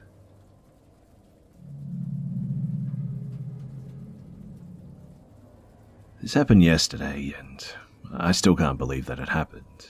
I'm still pretty freaked out, and I'll explain it all at the end, so I'm sorry if it's a bit confusing as I'm telling it. So I've recently moved into a new flat 3 weeks ago, and I'm sharing it with my sister. The only person we know properly is a single mum who lives in the apartment next door to us. Ever since we moved in, she's been giving us advice and helping us out with things. But we don't know anyone else properly yet. From what we've seen of our neighbours though, they're mostly couples in their 30s or 40s or older guys who live alone. We're probably the youngest ones here. We're both females. I'm 18 and my sister is only 16. So today I was out with friends and then later on I went to the gym. After this I went to get my sister so that we could go out for some food, and we got in around 10 PM I think. Me and my sister though, we got into our pajamas and were just sitting around watching TV when our buzzer rang. I jumped up to answer it and it turned out to be our neighbour, the single mum. I asked her what was up, and she said that our dad was asking for us downstairs. Straight away, my stomach dropped, and I immediately asked her if she was sure that he said that he was our dad. The reason I asked her was to just make sure that that's actually what she said. But she replied that, yeah, he said that he was our dad and was asking for us. The neighbor asked me if she could let him into our flat, but I told her not to do that. I wanted to tell my sister, but I also didn't want to worry her right away, so I asked the neighbor not to let anyone come up yet, and I heard her repeat this to him. I couldn't hear anything for a few minutes after this, and I started to get really worried. At this point, my sister comes up to me and asks who it is. I start to feel really anxious and call out to my neighbor a few times. It must have only been about 5 minutes, but it felt like ages when she didn't reply. I was actually about to tell my sister to call the police when, eventually, she told me that he was gone. She then came up to our flat and explained what went down. She said that she was walking to her flat after finishing work and she saw a man by the buzzers. At first, she assumed that he was just somebody who lived there, until he noticed her walking up and he asked for us by name and if she could let him up to our flat. She asked him who he was and he told her that he was our dad. Now, obviously, she then buzzed us and told us first, as our neighbor doesn't know us that well, so she doesn't know what our dad looks like. She said that because you were young, she didn't want to buzz in a strange man up to our flat. She said that her mother instincts kicked in when she heard my hesitation to let him up to the flat as well. Apparently after he heard me say that as well, he got really pushy with her and started trying to move her out of the way. He kept saying to her, "It's okay, I'm their dad, let me in, I'm not going to do anything." She started arguing with him and asked him to tell her his name, but he refused to tell her. She told him that if I don't feel comfortable letting him in, then there's no way that he was getting in. His reaction was to call her a bitch and then get in a car and ride away. Now, this is the reason why I hesitated in the first place. So, we haven't spoken to our dad since I was like 16. We even considered getting a restraining order from him at one point. He's not our biological father, but we were legally adopted by him when I was 9. He was physically and verbally abusive to our mum and had actually started to do the same thing with me. It got to the point where we had to leave in the middle of the night, in fact, and after this he became very controlling and would secretly follow us and record me and my sister. He has a criminal record as well, and I do believe that he was convicted of manslaughter in the 80s. I have no idea of the backstory behind that, and I honestly don't want to know, but like I said, we haven't heard from him since, so as soon as she said the word dad, I almost had a panic attack. I asked her to describe him, and she said that because it was dark out, she couldn't really see him. And in the end, we ended up staying with her because me and my sister were really shaken up. I don't know whether to call the police or not, and I'm really lost on this one. I don't know if it's our dad or not, as it could easily just be somebody else, but I sure would appreciate some advice.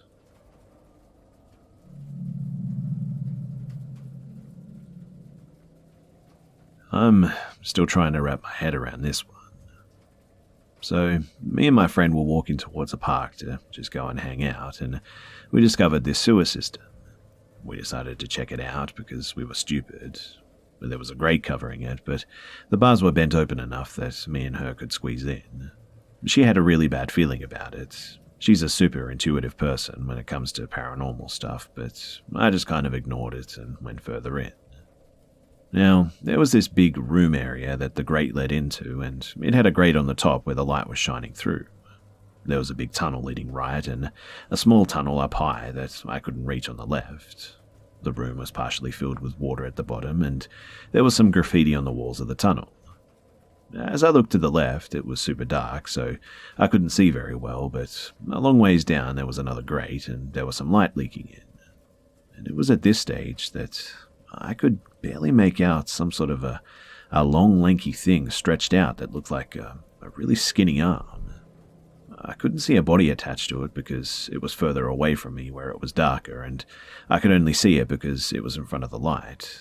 So it was kind of shining behind it and made it pop out. Sorry if that's worded weird, but I don't know how else to describe it. All you need to know, though, is that I could see a part of it, but not the other part. And it looked like an arm stretched out, and it wasn't moving.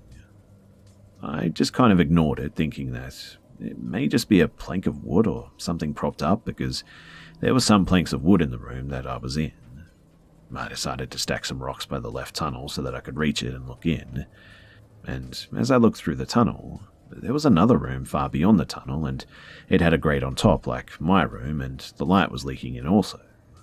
But then I noticed this grey hunched-over figure with an extremely bony body. It didn't have any clothes or hair from what I could see anyway. Its body looked super malnourished. I couldn't see its head or its legs since the tunnel was really small. All I could really see was its back, part of its neck, and the tops of its arms. It wasn't moving, and by this point, obviously I was freaking out. I went to my friend and told her what I saw. I asked for a phone so that I could take a picture to show her since she refused to go back into there, and I took the picture and then we hightailed it out of there. Sadly, I don't have the pictures anymore because the phone it was taken on had actually gotten lost at some stage in my life. We've gone back a couple of times to try and get more pictures, but never saw anything like it since. The tunnels were just empty. But after some research, I must say that I think the figures were either crawlers or greys, or maybe something like that. If anyone has any information on greys, then please let me know, because I can't really find much about them. Again, sorry if this is badly worded, but I'm not the best writer and it's super late here. If anyone needs me to elaborate on something though, I would be happy to do so in the comments below. Also, if you have any idea of what it was or have a similar experience, then I would love to know. Thanks for listening.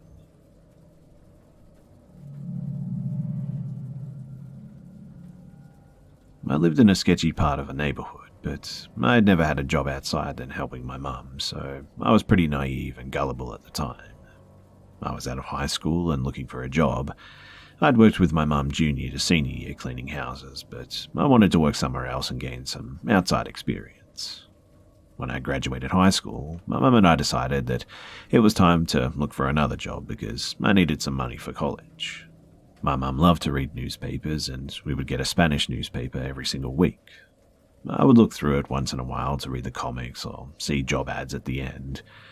And one evening, I was so determined to find an ad that paid well and was something else that would give me another set of work skills.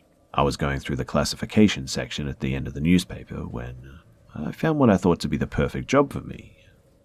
I don't remember word for word, but it was something along the lines of looking for young females, ages 18 to 25, for an open message position at this location.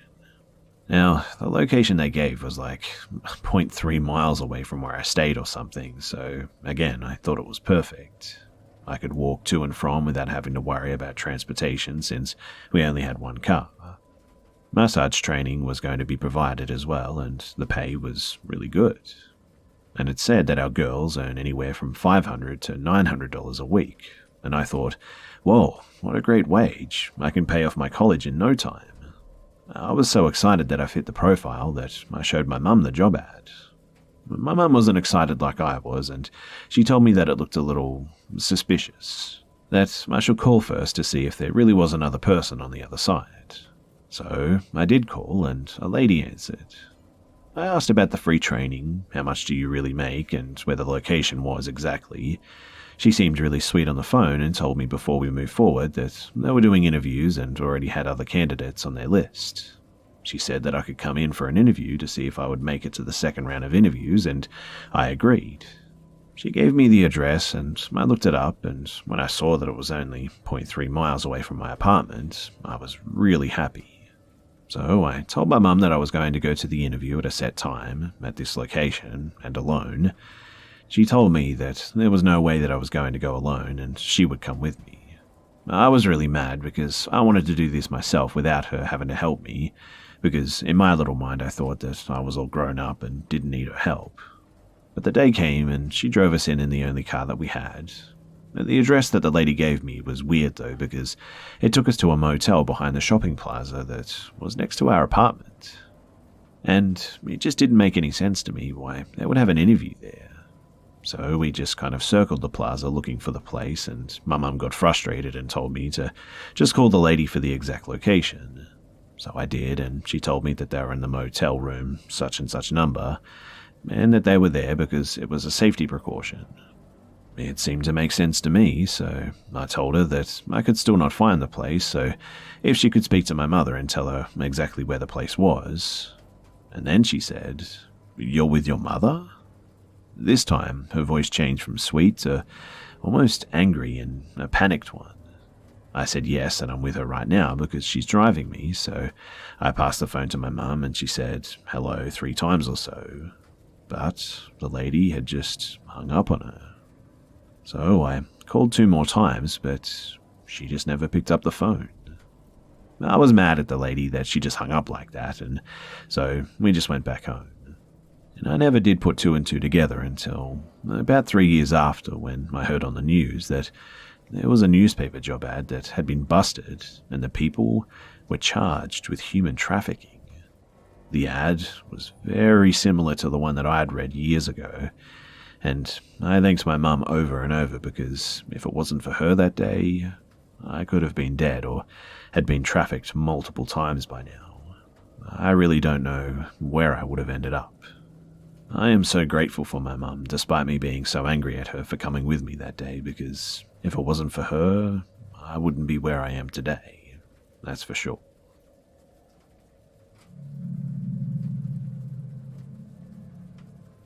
For Christmas one year, I'd been given a baby doll that you could put batteries into the back of, and it would cry sometimes, and you would have to hug it, which really you just press a button on its stomach so that it would shut up. The doll was really annoying, and I only put up with it for a day or 2 before I had enough of it and took the batteries out. The only way to get it to stop is there was no off switch. I still liked the doll itself though, and played with it like a regular baby doll, and as with most of my toys, it ended up in a pile on the floor. I shared a room with my older sister, 5 years my senior, and one night we woke up to hear the baby doll crying. My sister yelled at me to try and turn the stupid toy off, and in my sleepy little kid brain, I forgot that I took the batteries out, so I pressed the button to hug it, and it just wouldn't stop crying. After several tries, I became frustrated and ripped her dress off and took the battery cover off, only to discover that there were no batteries. My sister was really annoyed at this point and asked me why I hadn't turned it off yet. I told her that it wouldn't turn off, and she said, just take out the batteries. When I told her that there weren't any batteries in the doll, she paused for a moment and said, "What do you mean there are no batteries? That's not possible." I told her that if she didn't believe me to turn on the light next to her. She did, and the moment the light came on, the doll stopped crying. We both looked at each other and screamed, and this woke my mum, dad, and older brother up, and they all rushed into our room. When we told them what happened, they, of course, didn't believe us and told us to not scare each other and go to bed. Well, we turned off the lights, and just as we're about to go back to sleep, yep, you guessed it, the doll started crying again. My sister, fed up at this point, climbed down from her top bunk, opened her bedroom window, and threw the doll out onto the concrete below. The doll never made another sound again, but I wish that was the end of the weird electrical issues in my house and paranormal experiences, but it wasn't. One of the weirdest things to happen was when I was about 16. My brother was 26 and moved out on his own, and my parents divorced when I was 8, and I lived with my mum and older sister. My sister moved into my brother's old room, giving me a room to myself. My mother is a massage therapist, and after some drama with a landlord who was subleasing a building he wasn't supposed to and just pocketing the rent money his tenants were paying, she had to move her office into our dining room. She set up a radio to play soothing spa music for her clients when they came over. For a few weeks, I would come home from school and the radio would be on pretty loud. The first time I turned it off, and when my mum came home, I asked her why she left the radio on.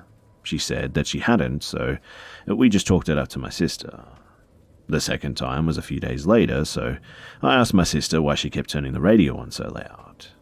She looked at me as if I grew a second head and asked me what I was talking about. I explained what had happened, and she told me that it wasn't her, and I told her that Mum said it wasn't her either. This went on for a little while too. Every time all of us were out of the house at the same time, one of us would come back to the radio being turned on.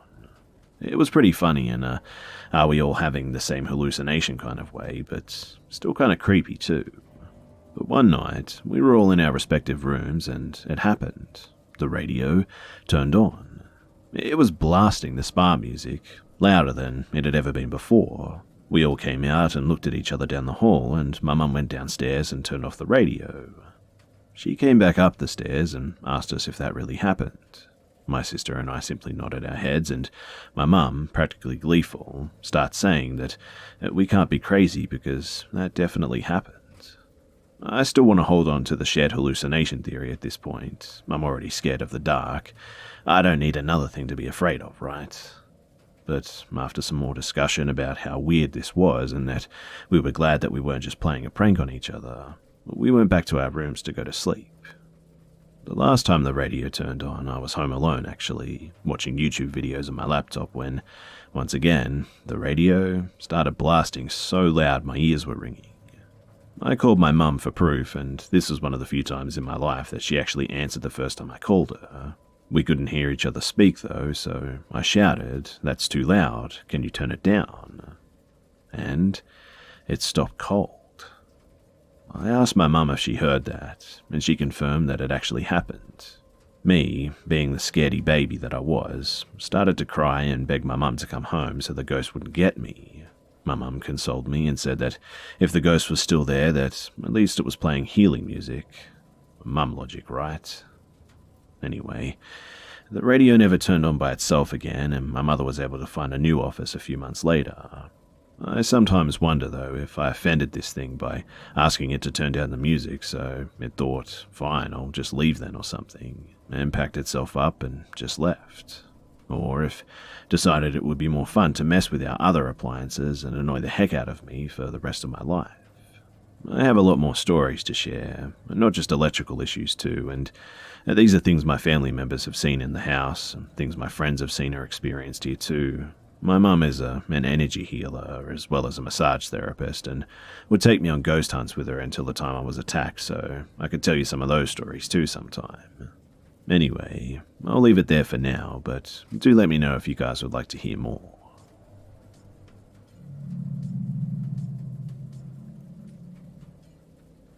I spent the majority of my youth in a house in CT. Originally, it was a two-family house. One side belonged to my father, and the other side belonged to my grandpa and grandma. My dad's side of the house was set up where walking through the front door you'd be in the kitchen. Immediately to the right side of the door was an L-shaped staircase, and at the bottom of the staircase to the left was a small landing or balcony with a railing. To the right was the living room, and on one wall was a door that led to my brother and I's bedroom, and on the other wall was the door to my dad's bedroom. My grandparents' side of the house was set up so that you would have to walk up a staircase to get to the front door. As soon as you entered, you were in the living room, and about 10 feet from the door was a staircase. Up the stairs to the left was the bathroom, and to the right was a spare room, and a little farther down to the left was my grandparents' bedroom. At the end of the hallway was a door. If you went through the door, you would be at the landing balcony on my dad's side of the house. The layout of the house is pretty important too. So eventually, my grandparents moved out of the house, and that divider door in the hallway was soon ripped down by my dad. Now, here's the thing though. My dad is kind of a piece of work, if I'm being honest. Because of him, that house was full of rage and hatred. He was extremely abusive, both physically and mentally or emotionally towards myself, my brother, and my grandparents too. The house was always uncomfortable to be in, and there was always just this thick negative energy in the air. My dad started dating a woman named Sharon, and she was really awesome, and my dad wasn't abusive when she was around. She also had a son named Matt. He was super cool. He had lots of friends, and he was popular. He was athletic. He was everything that I wished I was. He was such a good friend to have, and, well, one night, my dad and Sharon go out for dinner. My brother was at my mum's house for the weekend, so me and Matt had the entire house to ourselves. We used to play this really messed up version of hide and seek where if you, the seeker, were close to the hider, that the hider would pop out from wherever you were and scare the crap out of the other person. So I'm standing in the living room that's on my grandparents' side of the house. They don't live in the house anymore, but saying it's their side just makes it easier to describe. I'm counting out loud, and Matt runs away to go and hide. I yell out, ready or not, here I come, and I start looking around for him, and I check the closet really quick. I check the kitchen, but he's not around. I go down to the basement, and while I'm down there checking every nook and cranny, I hear him run down the hallways above me. I dart back upstairs, and I start working my way down the long hallway that connects to the two sides of the house. The light in the hallway is off, but the light in the living room in my dad's side of the house is on, so I can see down the hallway a bit. I start moving my way down the hallway, and I see him poke his head around the corner from the landing above the stairs. I run down the hallway, and as I reach the corner of the wall, I scream, "I found you," and flip on the light. But the landing is empty. There's no Matt. Now, the only way that Matt could have gotten away is by jumping over the railing into the kitchen. I'm a little confused, as I definitely didn't hear a thud from him jumping off the railing, but I don't think much about it, to be honest. I run down to the kitchen, flip on the light, and look high and low, but once again, there's no Matt. At this point, I'm actually starting to get a little weirded out, and I get a bit of an eerie feeling. I slow down a little bit and work my way back up the stairs towards the landing. I get to the top of the stairs, and I figure out that Matt has been in one of the rooms. I start heading towards my bedroom, and I hear a bit of a clicking sound coming from the spare room across the hallway from my grandparents' old bedroom. And at this point, I know that I've got him this time. So I run to the door and grab the handle. I can turn it, but the door won't open. I'm pushing on the door, but it just won't open. It was kind of like Matt was on the other side, holding the door and wouldn't let me in. So I yell out something like, "Matt, I found you, give up." And right after that, the pressure behind the door let up and I blew right into the room. But again, there was nothing. It was empty and there was no Matt. And now, I'm beginning to lose my cool a bit. I can tell that something is just very wrong, but I don't know what. Remember, I'm probably around 12 at the time, and instead of logically figuring it out, I just kind of panic.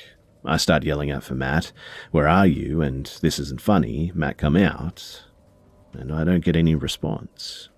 I run to my bedroom and rip open the door, and there's Matt, curled up on the floor at the end of my bed. I said to him, "I think someone's in the house or something, Matt." And he starts yelling at me, "You're not funny, that wasn't funny," and now I'm even more confused. I asked him what wasn't funny, and he goes on to tell me how he hid in the bedroom and he heard me run up to the bedroom door and shut the light off from outside. How I started banging the kitchen door and how he was yelling at me to stop. How he tried to open the door, but I had locked it. How he cried for me to stop and I just kept kicking and banging on the door. But obviously, I hadn't been doing any of that. Strangely, too, I never heard any banging or kicking. We both conclude, though, that someone must be in the house with us, and so we call 911. We run outside and hang out by the basketball hoop until the police show up. A cop asks us what happened, and we tell them what happened to both of us. Another cop goes into the house and looks around. They're asking where our parents are, and all we can tell them is that they're out on a date, but we don't know where.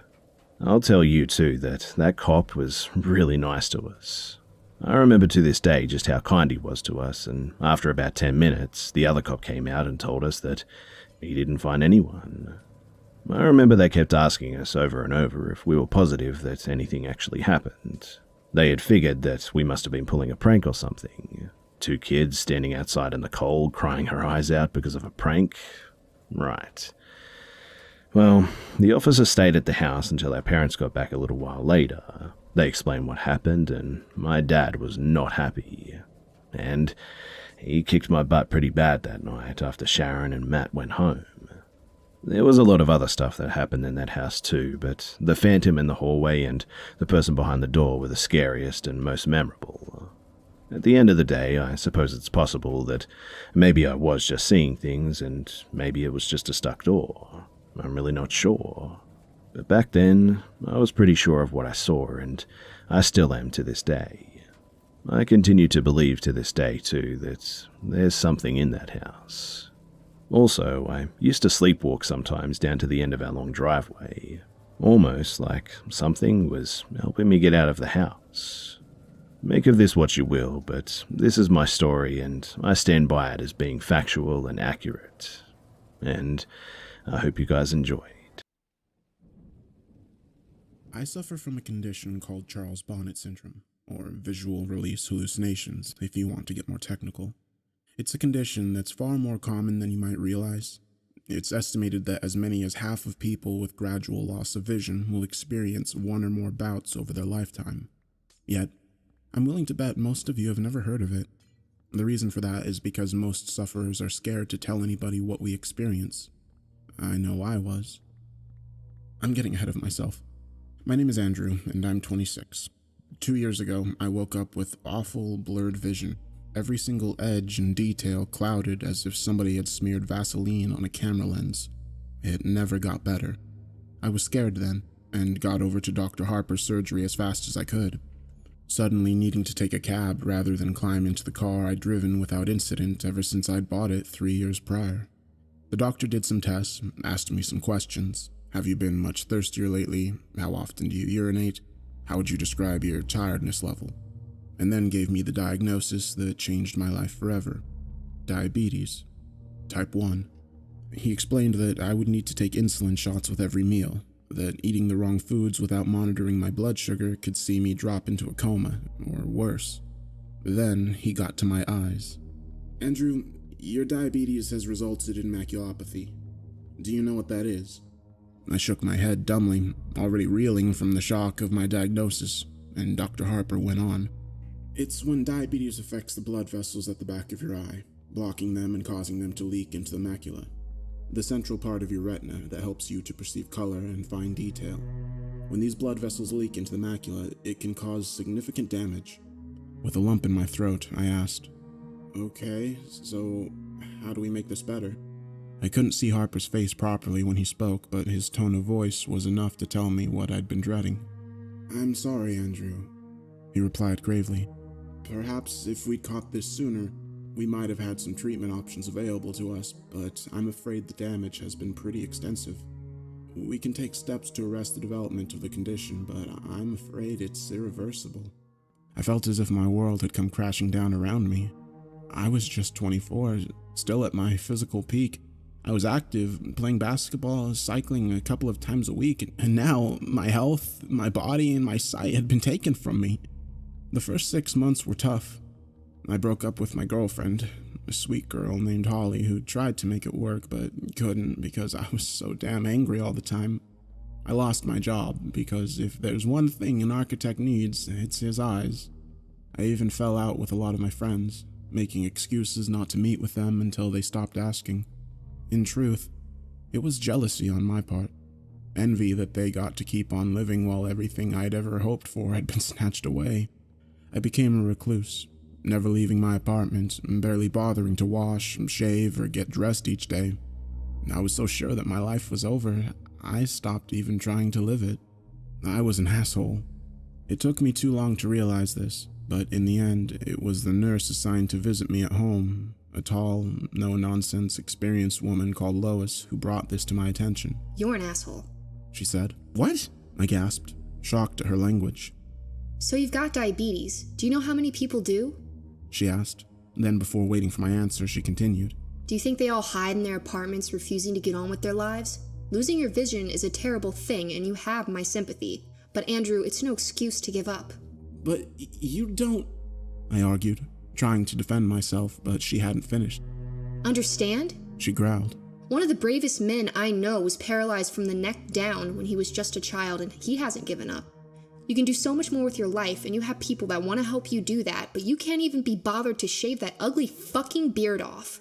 Stop being a crybaby and make a fucking difference. Of course, it didn't happen overnight, and I argued with her. I was furious at her blunt insensitivity and told her to leave. I said I'd tell her superiors, but she laughed and told me I wouldn't. You won't because you're a smart guy and you've got too much pride for that, she said. I'll see you next week. That night I shaved. I opened up my curtains and actually looked around. Things were blurry, but when I really looked, I could see the things scattered around my home, the mess I'd let it become. When Lois came back the following week, the place was tidy. I was clean-shaven, dressed. I'd even attempted to comb my hair. She didn't say anything about it. Didn't mention the argument of the week before, but she took me out for coffee down the street. She guided me along the sidewalk to the coffee shop, talking to me, reassuring me. It was daunting, even though it was less than a block away, but I felt so proud when I got there. We talked, me and Lois. I think I even laughed. Afterwards, she walked me home. When she helped me back inside, she said, It's nice to meet you at last, Andrew. That day was the beginning of my new life. I moved to a new apartment, a ground floor place, and joined a group of other young people with vision impairments. I made friends, got out every day, even if it was just a short walk, but I made a point of seeing what I could of the world. I bought what I could, but the Sawyers, the old couple that ran the local store, would bring my groceries by once a week. Clark's a gruff old coot, so he refuses to coddle me, and he's told me that he respects me for being like I am, for maintaining my independence, and for not giving up. From a guy like him, that's one of the sweetest things I've ever heard. Things were going so well, and then, 1 year ago, it started. I walked into my living room, a mug of coffee in my hand, and I saw a Victorian funeral carriage stood right there on my rug, complete with 2 huge, proud horses in full livery, adorned with long black plumes in their bridles. They stood perfectly still while the driver, a small bearded man in period costume and a top hat, fidgeted with the reins and peered at me expectantly. Bizarrely, they were far clearer than the usual blurry shapes that I could see. I damn near pissed my pants. I dropped the cup, spilling scalding hot coffee over my bare feet, jumping backwards with a cry of pain and alarm. When I returned my attention to the horses and carriage back in the room, they were gone. At that moment, I wondered if I was going mad. Apparently, most of us do, which is understandable. How would you feel if you'd seen that exact same sight in your home? Unless you're Jack the Ripper, I imagine many of you do not have a coach and horses just lying around. I certainly didn't.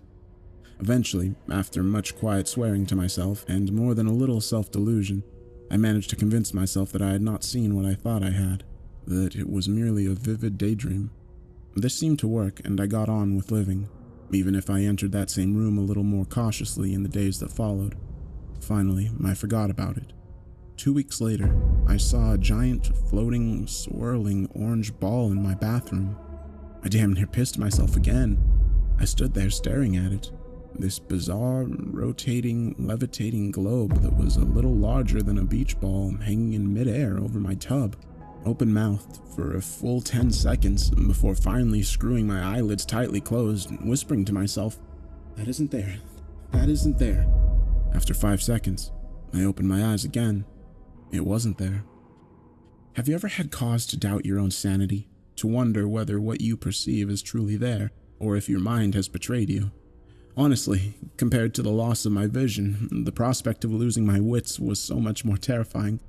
I'd fought against adversity and took pride in the fact that I'm not just a survivor, but somebody who's living his own life. How could I do that if I was insane?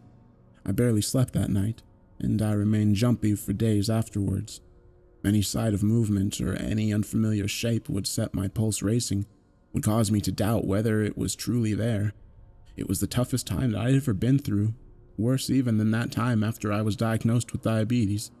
At least when Dr. Harper had told me about the diabetes, I had a definitive prognosis. I was given facts by a medical professional. My affliction was physical, it had a name, and most important, it had a treatment plan.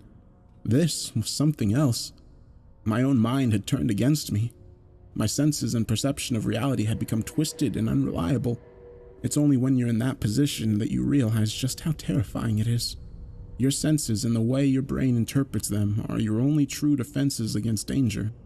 You perceive danger and you avoid it, preventing your body from becoming harmed, but what happens when you can't trust your perception to alert you to the dangers that are truly there?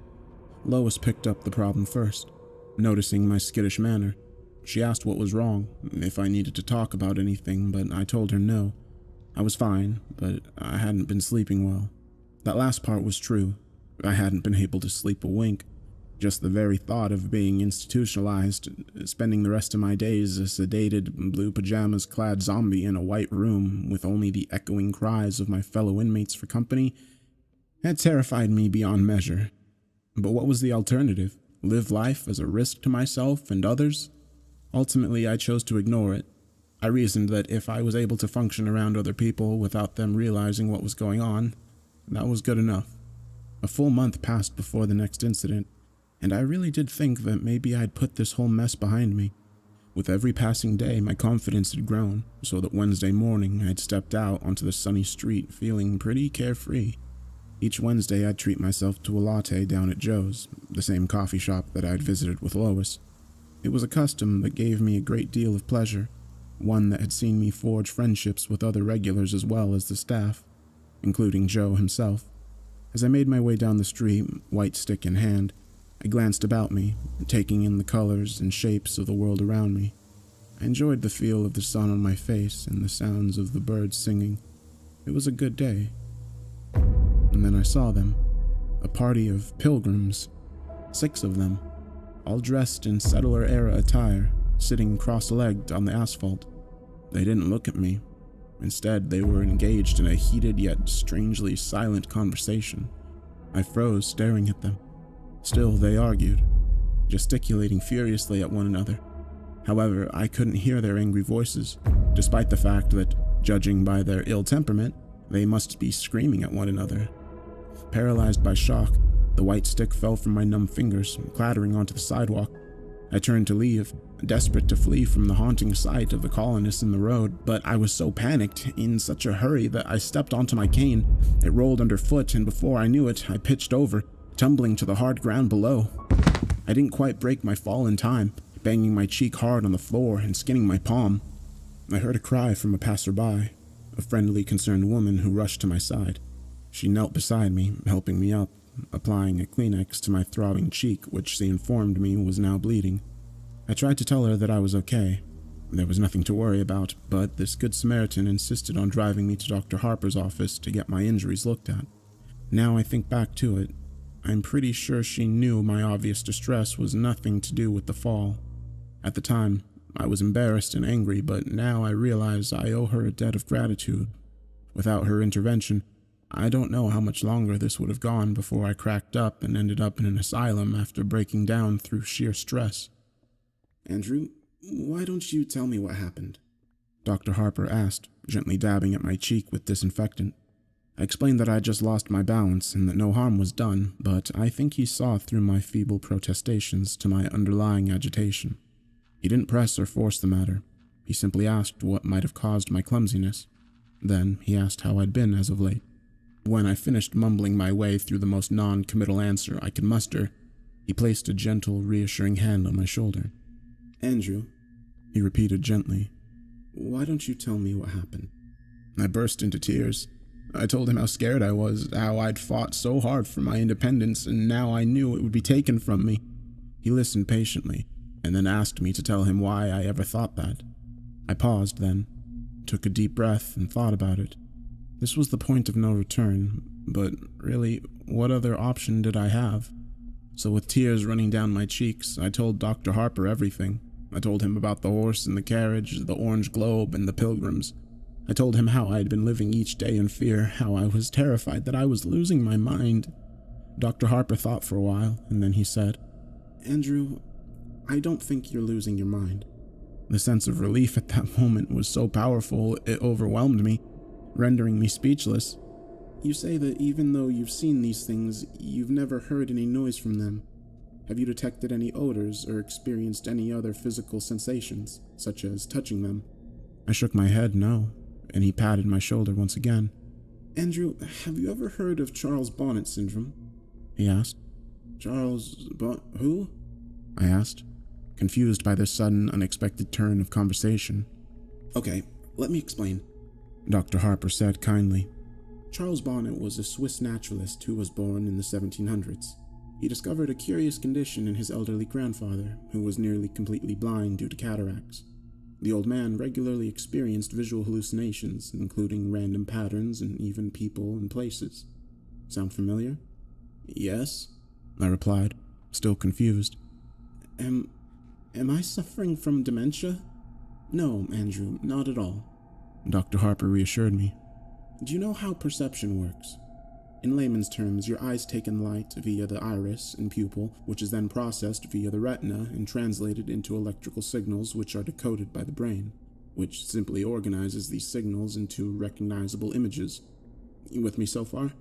I nodded, finally starting to understand. When the retina becomes detached, such as those that have undergone macular degeneration, those signals become warped and jumbled. Dr. Harper went on.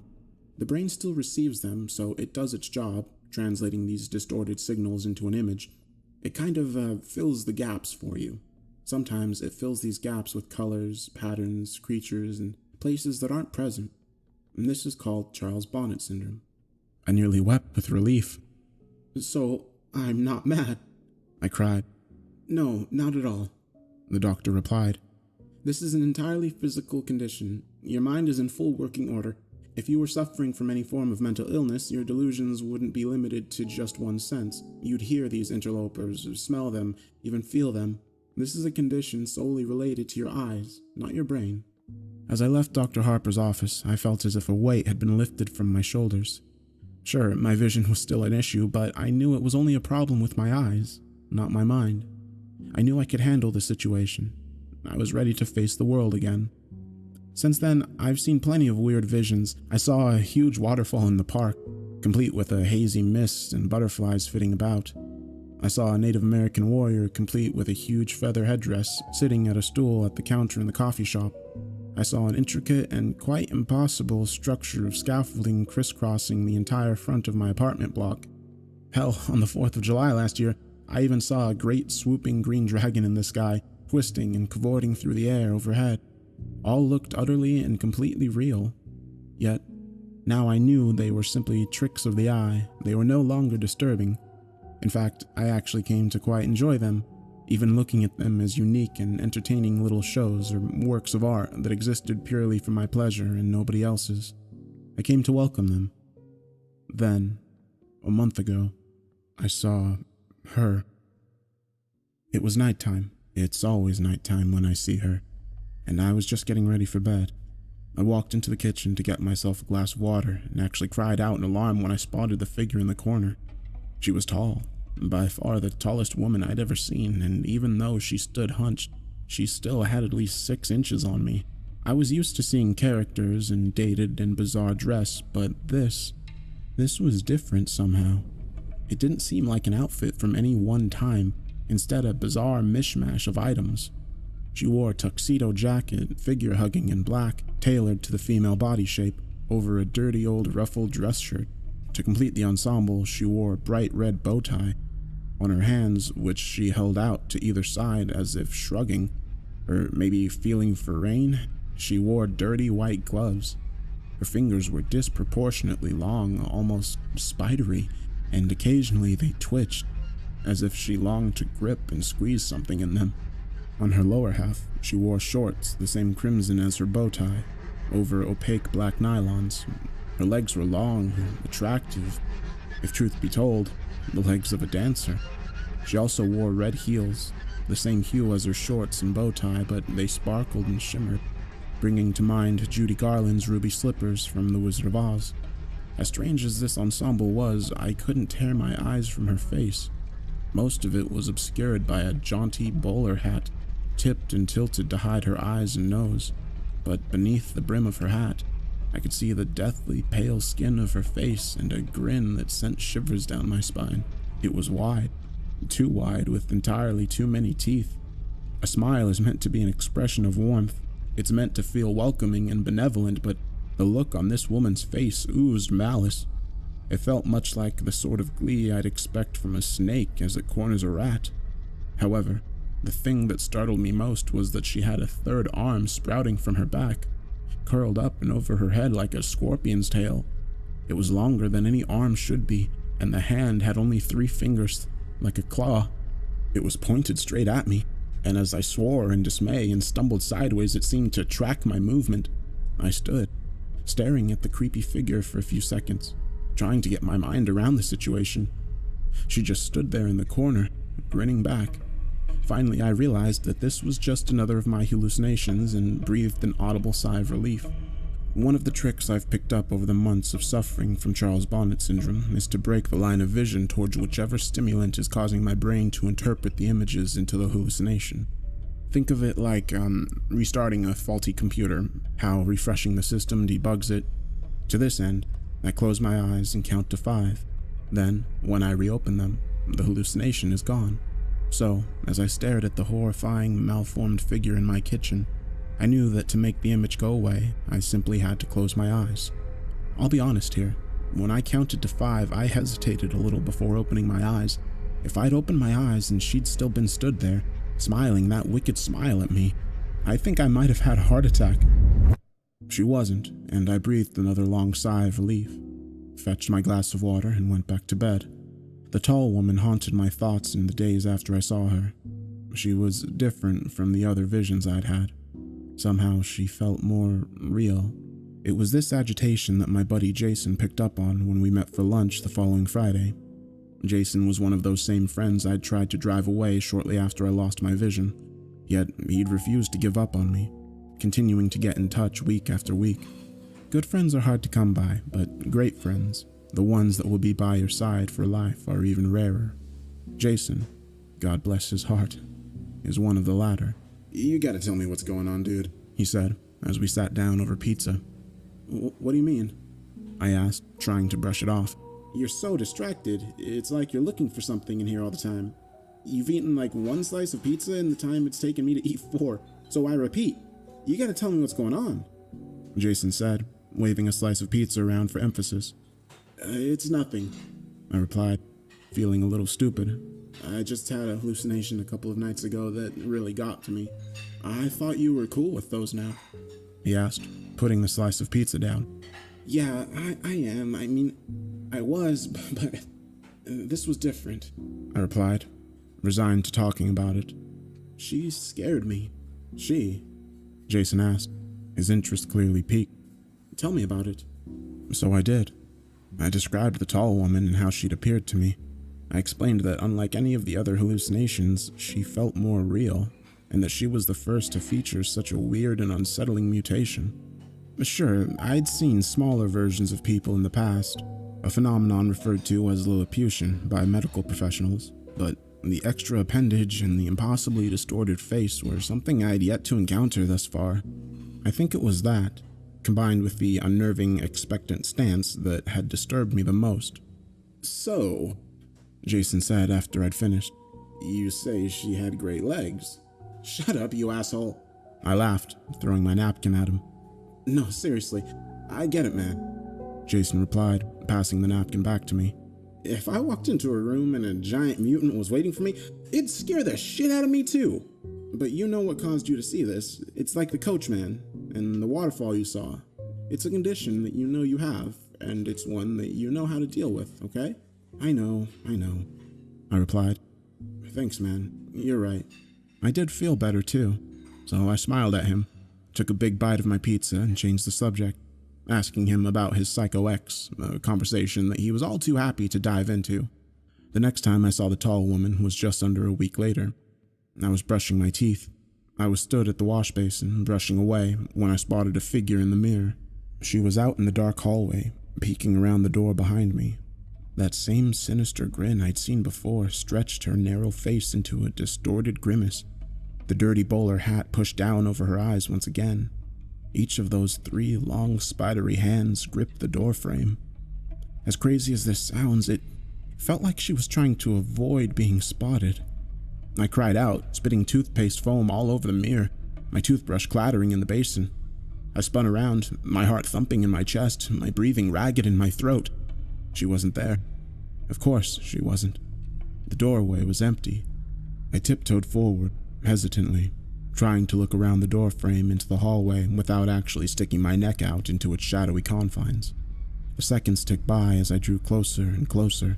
I couldn't see anything, so finally, with a whisper of self-affirmation, I stepped out of the bathroom. The hallway was empty, as was the rest of my apartment. I was shaken again. This was the first time I'd seen a hallucination in a reflection, and I wasn't even sure that I'd actually seen it. Now, as I sit here, recording this, knowing what would follow, I think I thought like that to try to protect myself, to shield myself from the truth. I was an idiot. A full fortnight passed without incident. Sure, I saw a flash of color one day, a dancing yellow lightning bolt that zigzagged back and forth on the street outside my apartment, but that was exactly the sort of thing I'd come to expect from my condition. It was exciting, otherworldly, but it wasn't scary. Not like she was. In retrospect, that fortnight was blissful, and it was a reminder of what life could be like.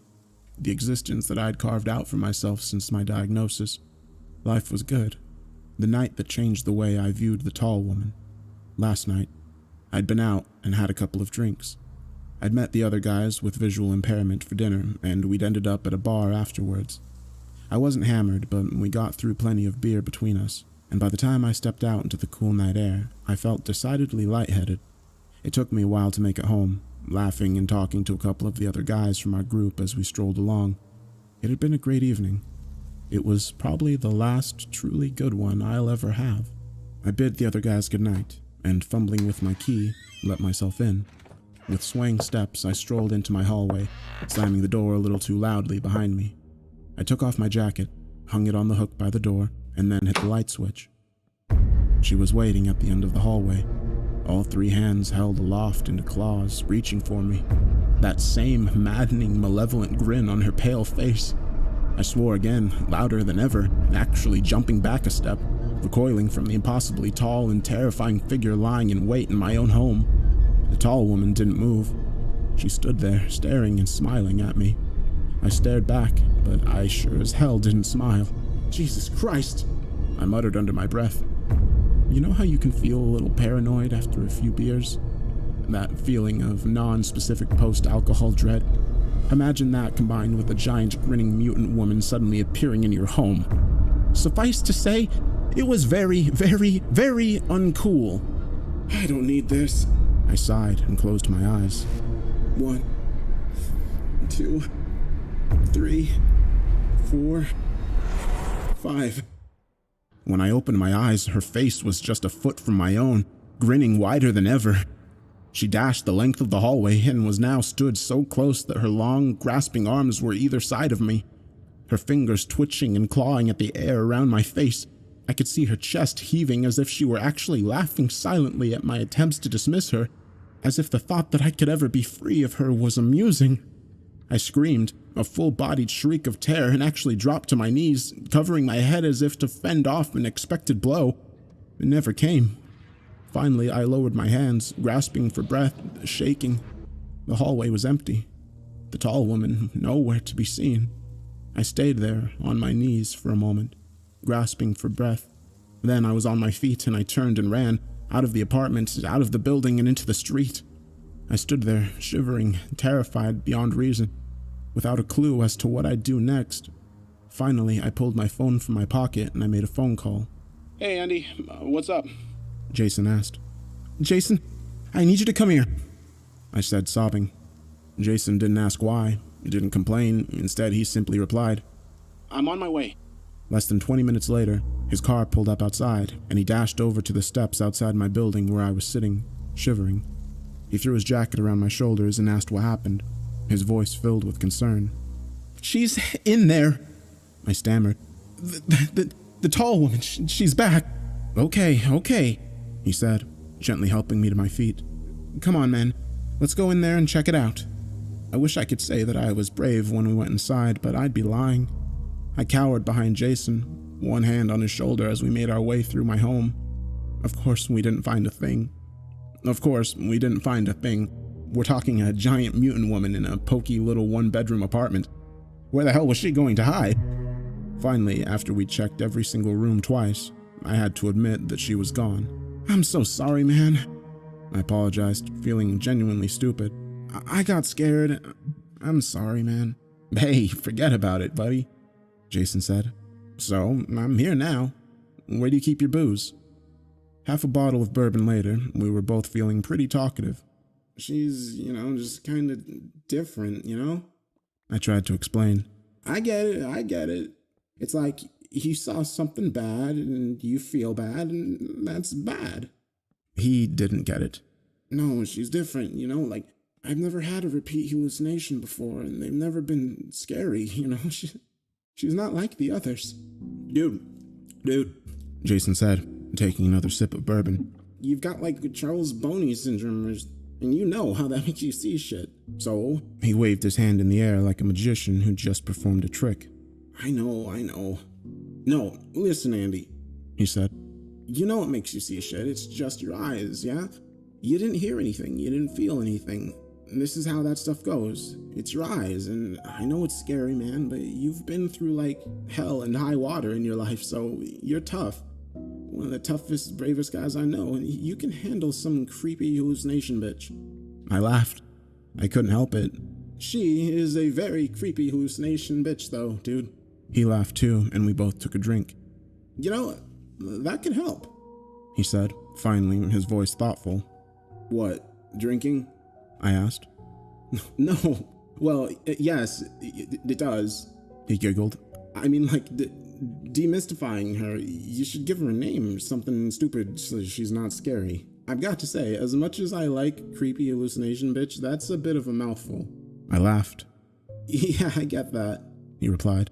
Suddenly, something he'd said came back to me. How about Helen? I suggested. Helen Highwater. Awesome. Then he raised his glass. Here's to Helen, buddy. To Helen. I smiled and drained my glass. Jason spent the night on my sofa, mainly because he'd had too much to drink to even think about getting behind the wheel of a vehicle. But honestly, I think the reason he drank so much was so that he'd have an excuse to stay and keep an eye on me. I'm glad he did. Knowing that he was there made me feel safer and I was able to get some sleep. It gave me a sense of security to know that if the strange vision I'd just christened Helen was to appear again, I'd be able to call on him for support. This morning, we both needed support. It feels like a mule kicked me in the head, he groaned when I made my way into the living room.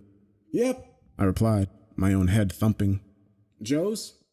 Joe's, he replied firmly and staggered to his feet. As we drank strong black coffee and ate muffins, we didn't talk much. Finally, Jason broke the silence. So, you feel cool now? He asked, his mouth still full of blueberry muffin. I nodded. Yeah, I think so. Not still freaked out about you-know-who, he asked. Helen? I replied with a smile. No, I really don't think I am. I reckon I can handle some creepy hallucination, bitch. Good, he laughed, giving me a hearty pat on the back. That's cool, man. I bet you can. Now, as I sit here, cowering in my bathroom, too scared to go out into my apartment, I know we are both wrong. About everything. Remember how earlier I told you that the thought of being institutionalized, that the very idea of losing my grasp on reality was the most terrifying thing I could imagine?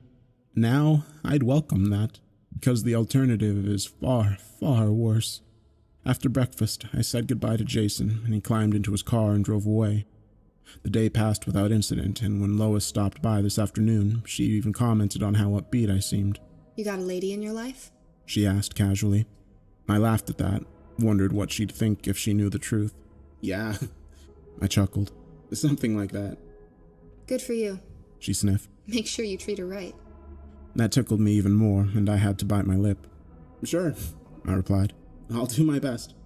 Tonight, still a little wiped from the exertions of the previous evening, I decided to turn in early. I brushed my teeth, washed my hands and face, and got changed. Finally, I fetched a glass of water and walked into my bedroom. I climbed into bed, and instantly felt so relaxed. Within mere seconds, I was ready for sleep. That sudden, overwhelming drowsiness that comes when you've spent a whole day keeping sleep at bay. I decided that resistance was futile, and I sat up to switch off the light. I nearly didn't see her, but as I reached for the switch, I caught a glimpse of something out of the corner of my eye. My heart leapt into my throat as I turned to the foot of my bed. The tall woman was crouched there, her grinning face staring at me from just beyond my feet. So many teeth. Her long, slender fingers spread out over my blankets, twitching slightly as she gripped at the end of the bed. Slowly, excruciatingly so.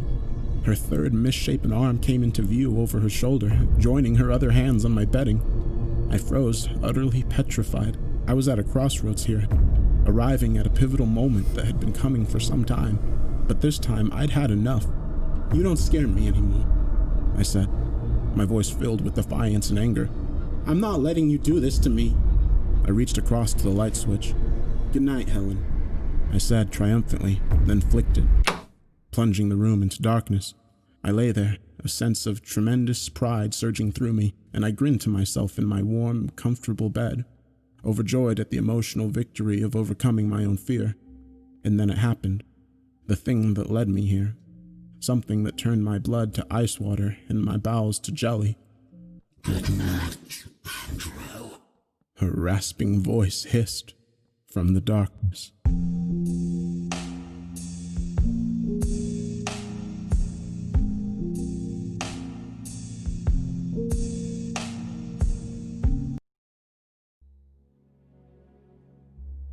never ever drive off the road. That was the first rule I had written down. The road was bumpy and inhospitable. I held the steering wheel with such a feverish grip that veins prominently bulged on my hands. I was driving on a narrow dirt road, full of potholes and fallen branches, a testament to its lack of usage. The trees on the side towered, encroaching above the road, effectively blocking any starlight from the dark sky above. It was pitch black, and without the headlights of my car, I wouldn't see anything. I drove slowly, because the meager excuse of a road curved every now and again, often disappearing under a thick pile of leaves, before I caught its trace again in the distance, hoping not to end up in a ditch, which I wouldn't be able to get my car out of.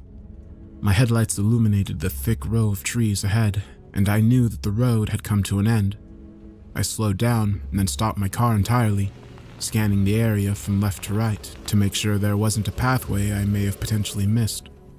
I turned the key in the ignition and the engine sputtered out of life, leaving me in eerie silence. The lights disappeared, leaving me in utter darkness until I manually turned them back on.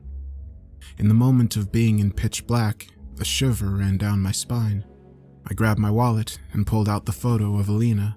She was smiling in it in such a reassuring way that it could cheer up the gloomiest of souls. She was so energetic back then, so full of life. It was my favorite picture of her. She was blushing in the photo from the cold. We were on vacation in Iceland, a place she always wanted to visit more than anything else. It was her birthday, and I surprised her with tickets. She was so ecstatic when I told her the plan. She spent the next 2 hours checking online the place I booked. She always appreciated small gestures and gifts, so something like this launched her to the moon. 2 days later, we were on a night cruise off Reykjavik in search of the Northern Lights. It was Alina's first time seeing the lights, so she was very excited. When she saw the shades of gray and white stretched across the night sky in a shape that resembled a colossal beast blending in with the infinite stars, she had a grin from ear to ear on her face. Wow, look at that, David. She pointed over yonder, her cheeks blushing from the cold as steady breaths left her mouth and disappeared in the air. She fumbled for her phone with the gloves and started snapping pictures. "See? Aren't you glad now that you got those phone-compatible gloves?" I asked. Yeah, they're so great. I don't even have to take off and put on my glove every time I see something interesting, which over here is like every minute or so. She took a picture of me. Come on, let's take a picture together, she said. I put my arm around her, and she pursed her lips photogenically as she snapped the picture of us, with the aurora borealis behind us. I kissed her and she took another picture like that. "Let me take a picture of you," I said as I took her phone. Alina took off her winter hat and stood by the railing at the bow of the ship. She put her hands behind on the railing and slightly cocked her head, smiling at the camera. I snapped a few photos, and I distinctly remember thinking how lucky I was to have her. I handed the phone back to her, and we faced the green lights again, staring at the sky. The murmurs of tourists around us filled the air, each group speaking in their own language. Do you think we can come back here again someday? Alina asked as she stuffed the hat on her head, clumsily pulling it down to cover her ears. "I thought you hated the cold." I grinned teasingly. Please, Dave, it's so beautiful. Her sentence was cut off by a coughing fit. "You okay, honey?" I asked. She nodded, clearing her throat. That was the start of our ordeal. I put the photo in the chest pocket of my jacket. I proceeded to pull out the wrinkled, folded-up piece of paper from my wallet. I unfolded it carefully and read what was written in sloppy handwriting. "When you reach the end of the road, leave your car behind, but leave the lights on. Start your stopwatch and keep walking in a straight line until you see a narrow entrance to a cave. If 5 minutes have gone by and you haven't found the entrance, follow your car's headlights back and try again."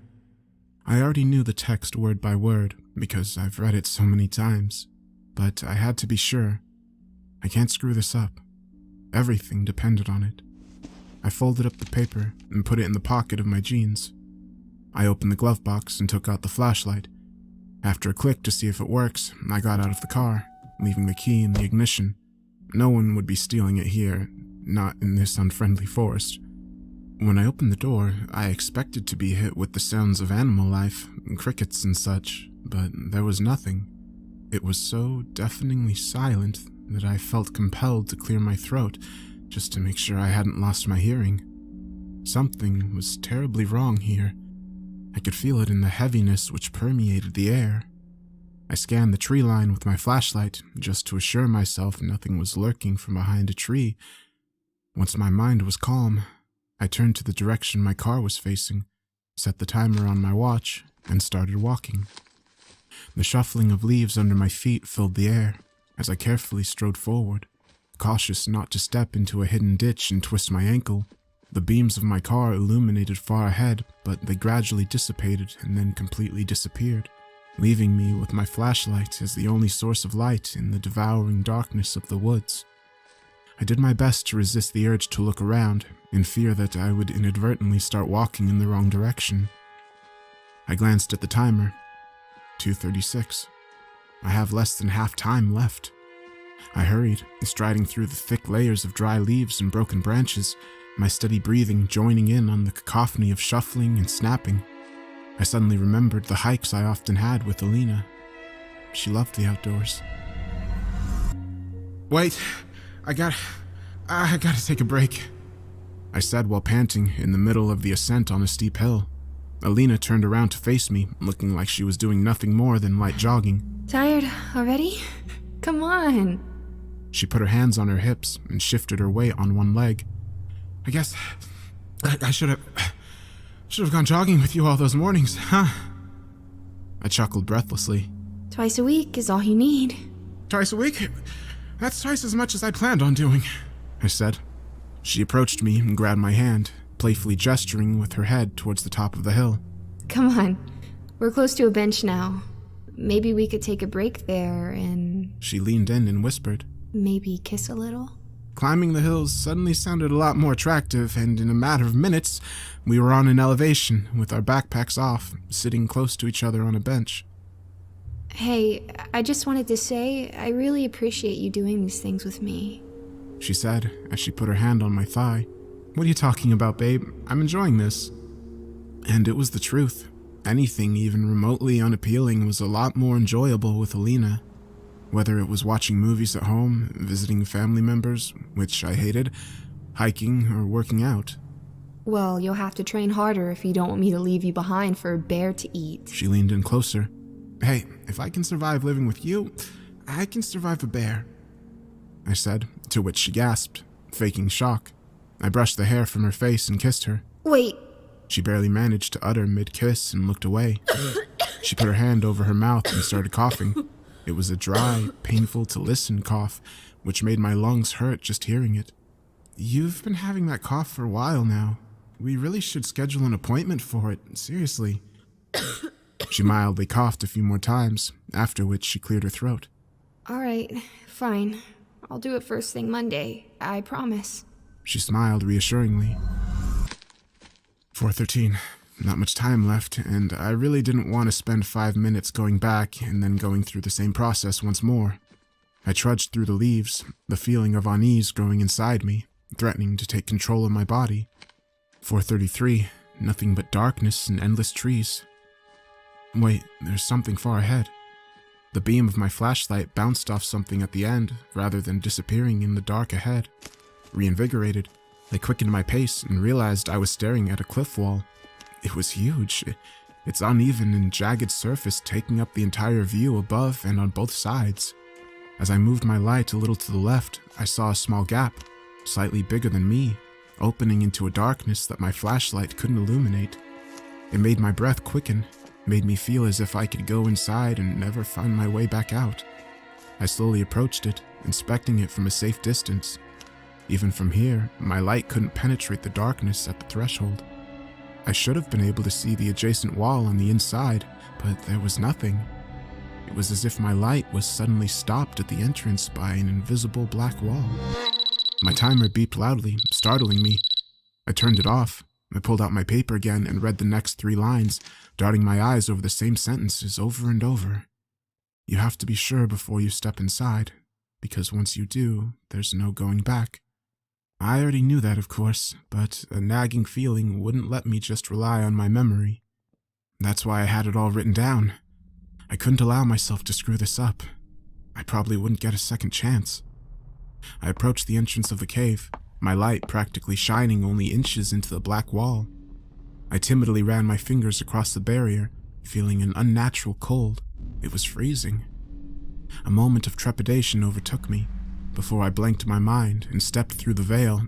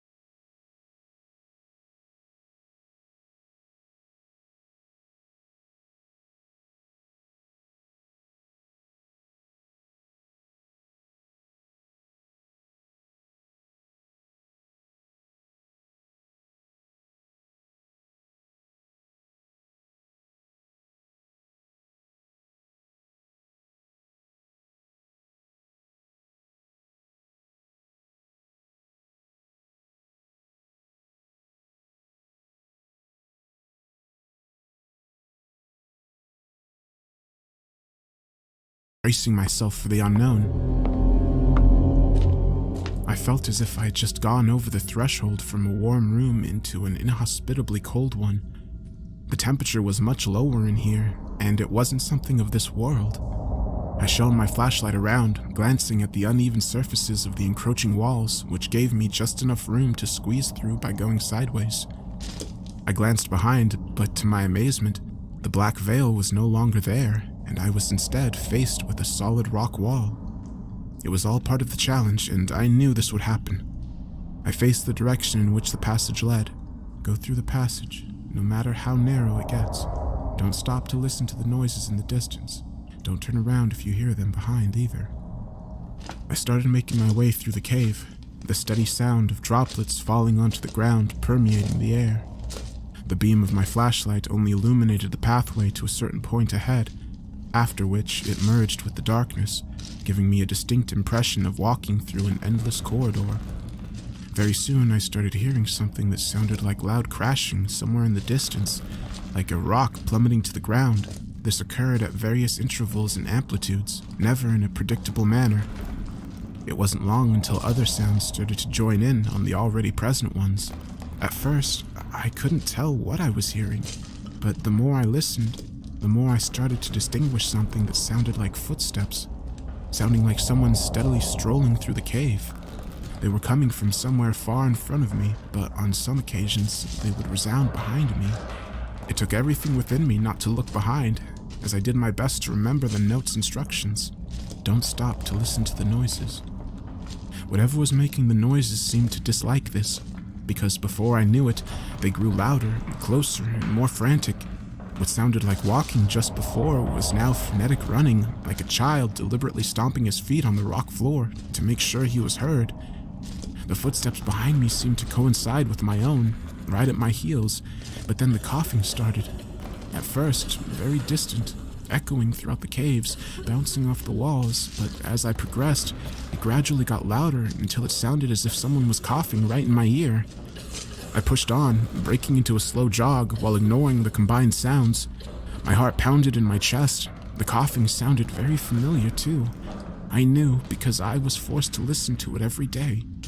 My thoughts involuntarily started drifting to the bitter times Alina and I spent together, and I knew it was the effect of this place and not my own will. "Sir, did you hear what I said?" The elderly doctor cocked his head, staring at me with a pitiful curiosity. I felt nothing. It was one of those moments when you get hit, you don't feel the pain immediately, but it comes only later. The murmurs of the hospital staff exchanging information and patients talking amongst each other filled the hallways. I dreamily nodded to the doctor and said, Yeah, I heard you. How long does she have?" I felt like I had something stuck in my throat while trying to utter those words. The doctor shook his head like a disappointed parent. "I am afraid it's not looking good. A few months at best." The pain came, and it was so intense that I needed to put my hand on the wall to stop myself from kneeling over. I felt sick to my stomach. Was this really happening? A few months? It was not enough time. We had so much to do. "Thank you, doctor. I'll let her know," I said. "Let me know if there's anything else you need." The doctor put his hand on my shoulder sympathetically before leaving. I stood there for a solid 5 minutes before deciding to go back to Alina, my wobbly legs barely able to hold the weight of my own body. She was sitting on a bench in the waiting room between two old women. She was clasping a cup of coffee from the vending machine between her palms, the steam slowly rising from the cup. Upon seeing my figure in front of her, she looked up at me and smiled as she brushed her hair from her face. "Hey. She said, but I could see the worry on her despite her smile. So, what did the doc say?" The noises around me were so intense in that tight cave space that I felt like I was in a crowded area, and they grew louder by the second. I was full-on sprinting as much as the narrow passage allowed me to, the beam of my flashlight bobbing up and down with each step I took. And then just like that, all the noises stopped. The footsteps, the coughing, the shuffling, all gone. The narrow passage opened up into a vast area inside the cave. I shone my flashlight around and saw countless nature-made pillars strewn around the area of all shapes and sizes, crude and uneven, some stretching as high as my flashlight could reach and thick as trees, others barely half my size. I lowered my flashlight and looked around, unable to see anything in the pitch black. I slowly rotated to the right, trying to detect the faintest trace of something contrasting the dark, and there it was. A tiny, barely visible white dot, a beacon of hope in the surrounding abyss. I steadied my breathing as I put my hand in the pocket of my jeans and pulled out the note. Once the passage opens into a big area, look for the source of light. Follow it while keeping anything around you at a distance with your flashlight. If your flashlight starts to flicker, run. I sighed and put the note back into my pocket. I pulled out Alina's picture and looked at it under the light. In this dark and hostile place, her face gave me respite. I felt like I needed to stare at her picture for a little longer to remind myself why I was here in the first place. I gritted my teeth and gently put the picture back in my pocket and started walking towards the small dot in the distance. Not even a minute into my walk, I heard the first patter of footsteps. It sounded like someone barefoot sprinting a short distance to my left, and when I shone the light there, I saw nothing but the jagged pillars and darkness. I went on and heard another set of footsteps, again to my left. I quickly moved my beam again, and this time, for a split second, before it disappeared behind one of the pillars, I saw a figure. I couldn't tell exactly what I saw because it was such a short time, but it looked humanoid, skinny, with a backbone prominent against its stretched gray skin. I hurried up and now heard the footsteps to the right. I turned there and saw a similar gray figure running behind one of the smaller pillars. It crouched behind it, but since the pillar was too thin, I saw the shoulder and foot of the creature sticking out, emaciated so much that it looked like it was nothing but skin and bone. A much faster batter of footsteps resounded behind me, and I shot around, but saw nothing. When I turned back around to face the crouching creature at the pillar, it was gone. The steady sound of my panting filled the air, making me feel like a sitting duck, surrounded by all these unimaginable monstrosities. I glanced at the white dot, which grew bigger in size, but just barely. I probably wasn't even halfway there. I broke into a light jog, frantically swinging my flashlight around at the footsteps that now seemed to intermittently emanate from everywhere. Their echoes carried through the air, always the same distance away. I saw the skinny gray figures getting bolder and leaving their covers more courageously, only to retreat behind the pillars when I shone my light at them. I heard a sprint of bare feet approaching me, and I turned around just in time to illuminate a short, emaciated monster with tiny black eyes and a thin slit for a mouth, full of sharp rows of teeth. The creature shrieked loudly, something that resembled car tires, and shielded its face, immediately retreating into the dark. I ran, now in full-blown panic, fixated on the white dot. It was so close now, and it was no longer a dot, but something that looked like a crude doorway. Faint, white light emanated from it, beckoning me, and I needed no invitation to decide to reach it. The pillars started to thin out and eventually disappeared entirely, and I knew that I had to sprint even faster. Once their cover is gone, the creatures will become desperate. Run towards the light and don't look back until you are there. I listened as dozens, hundreds of tiny footsteps followed closely behind, shrieks resounding so loudly that my ears hurt, their cries sounding like the bloodthirsty desperation of a predator hunting its prey. The flashlight started to flicker, but I ignored it. The white door grew bigger and bigger, and before I knew it, I was through. I felt the floor disappear from under my feet, and felt myself falling headfirst into a watery abyss, while the sounds of my pursuers abated. A loud splash resounded, and for an instant I felt cold all over my body, with everything around getting muffled. I felt cold water fill my mouth, and the utter realization that I might drown in this place filled me with indescribable terror. I held my breath and swam in the direction that seemed the likeliest to lead to the surface, all the while praying I wasn't diving deeper. In seconds, another splash occurred, and the sounds around me were no longer muffled. I took a deep breath, gasping for air, more in panic than from drowning. I shone my light around, feeling the cold penetrate my body. I had to get out of there immediately. I saw solid surface close by, so I used my remaining strength to swim there and climb out of the water, slumping onto my back, panting. I was in temporary relief, and I knew that I'd be safe for the moment, so I allowed myself to close my eyes for a second. Alina sat upright in her bed, staring out the window. The morning sun glared through the pane of glass and on her pale face. I sat at the edge of the bed. "What are you thinking?" I asked her, putting my hand on her thigh. It felt much too skinny, even through the blanket. She looked at me and smiled. She had heavy bags under her eyes, and her cheekbones were prominent on her sunken face. Despite all of that, the smile she gave was still the same as it was when she was healthy, full of life, radiant with hope and possibility. I was just remembering our trip to Iceland, she said with a hoarse voice. "Oh yeah, it was around this time last year," I said. I guess. I guess we won't be going back there after all. She forced a chuckle, the sadness audible in her voice. I choked. I didn't know what to say. She sighed and said, It's a shame. I really wanted to see the Northern Lights one more time. I was suddenly overcome with an overwhelming sadness. Don't say that. We could still visit Iceland this winter. She gave me a smile, which clearly said she knew I didn't believe it. She put her hand over mine and said, I'm feeling tired. I should get some rest.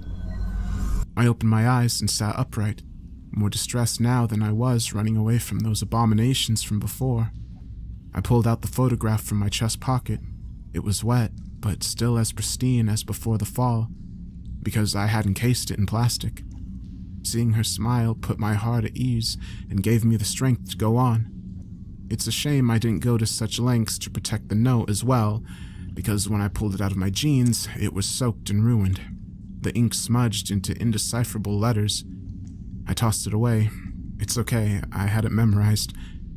I grabbed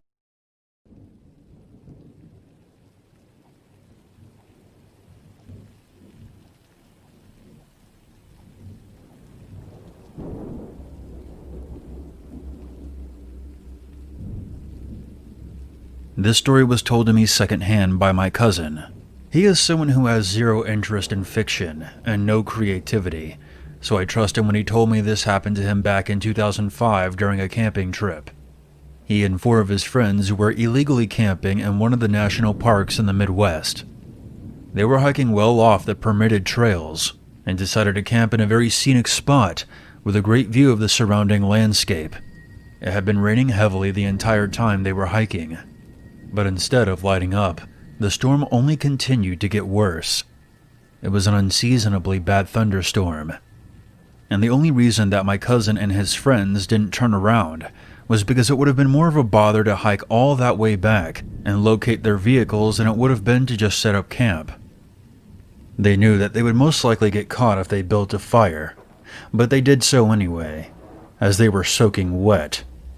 They dug a hole in the dirt and surrounded it with stones, and built a shelter over the hole by using tent poles and a tarp. They built up the fire so unnecessarily large that he regrets it in retrospect, as they could have caused a wildfire had it not been for the damp state of the forest. They eventually had to take down the covering because the flames were climbing too high.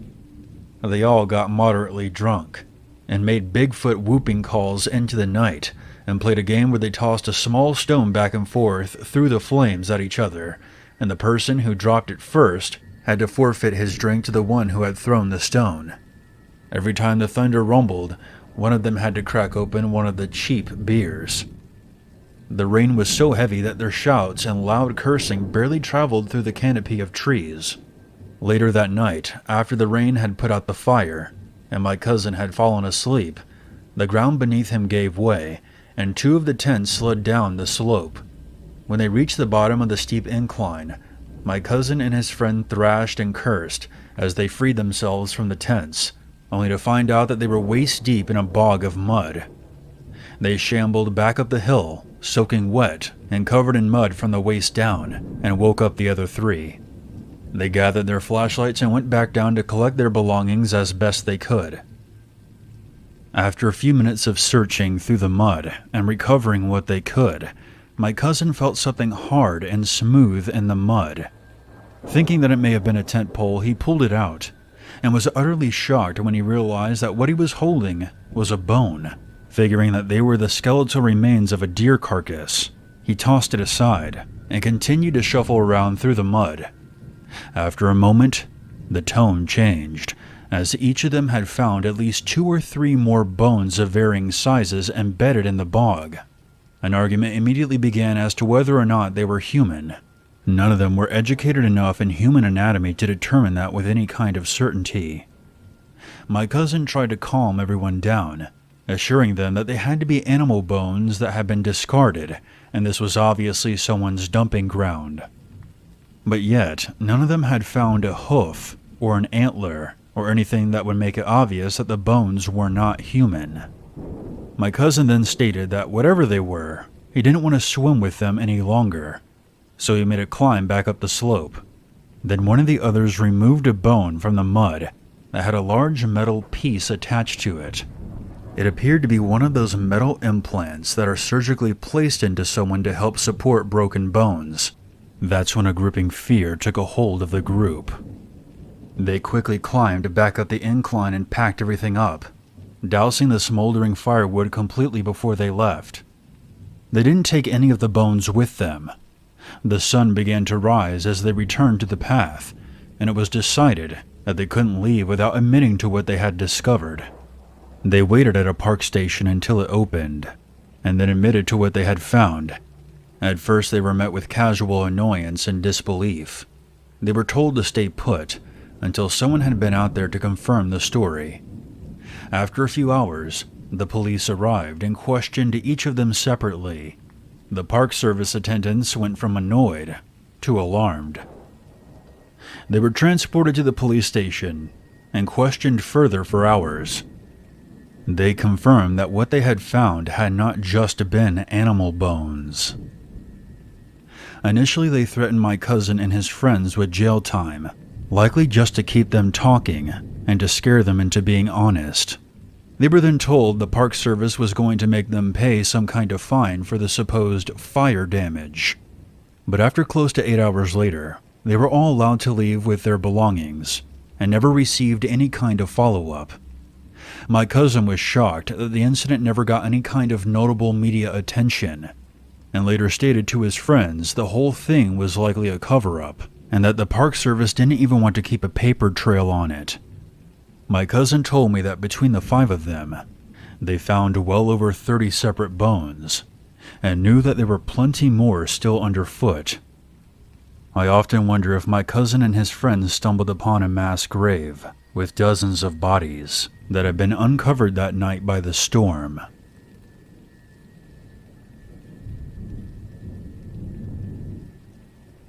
I'm retelling this story on behalf of my departed grandmother. Truth oftentimes is stranger than fiction, and this story has been passed down through our family for years. It serves as a reminder that you can never be too careful. I don't know the exact year, but this took place during the 1950s when my grandmother was in her 20s and living in a very rural area of Kansas. At this time, she had already given birth to my mother. However, she claimed to be stepping out on my grandfather with another woman. I have no idea if that's actually true, but I don't see why she would lie. On one stormy night, my grandmother left my mother with my great-grandmother and drove out to her girlfriend's house. According to her, the two of them had planned to get drunk and listen to some records. She arrived at the dark farmhouse in the pouring rain and knocked on the front door, but did not get a response. Back then, when plans changed, you mostly didn't find out until it was too late. You couldn't send a text message or even call whenever you wanted.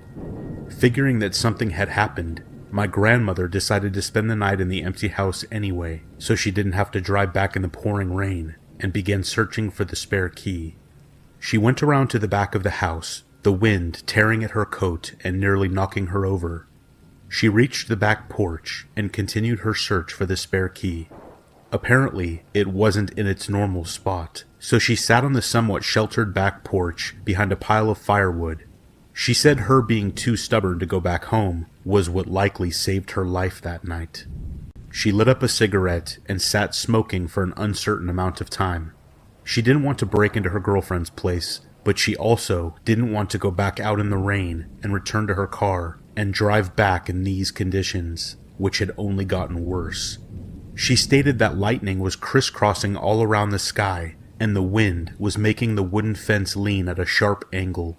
She then saw a light come on from inside the house. It wasn't the light of a lamp or anything. It was a beam of light that flashed quickly. Figuring that her friend had returned home, she stood and pressed her face to the window. She didn't knock or call out, because she figured that the noise of the storm would just drown her out, so she just waited to be spotted by the window. The flashlight had disappeared into the other room, and after another moment, she caught sight of a man she didn't know, moving around way too slowly to be someone that knew the layout of the house.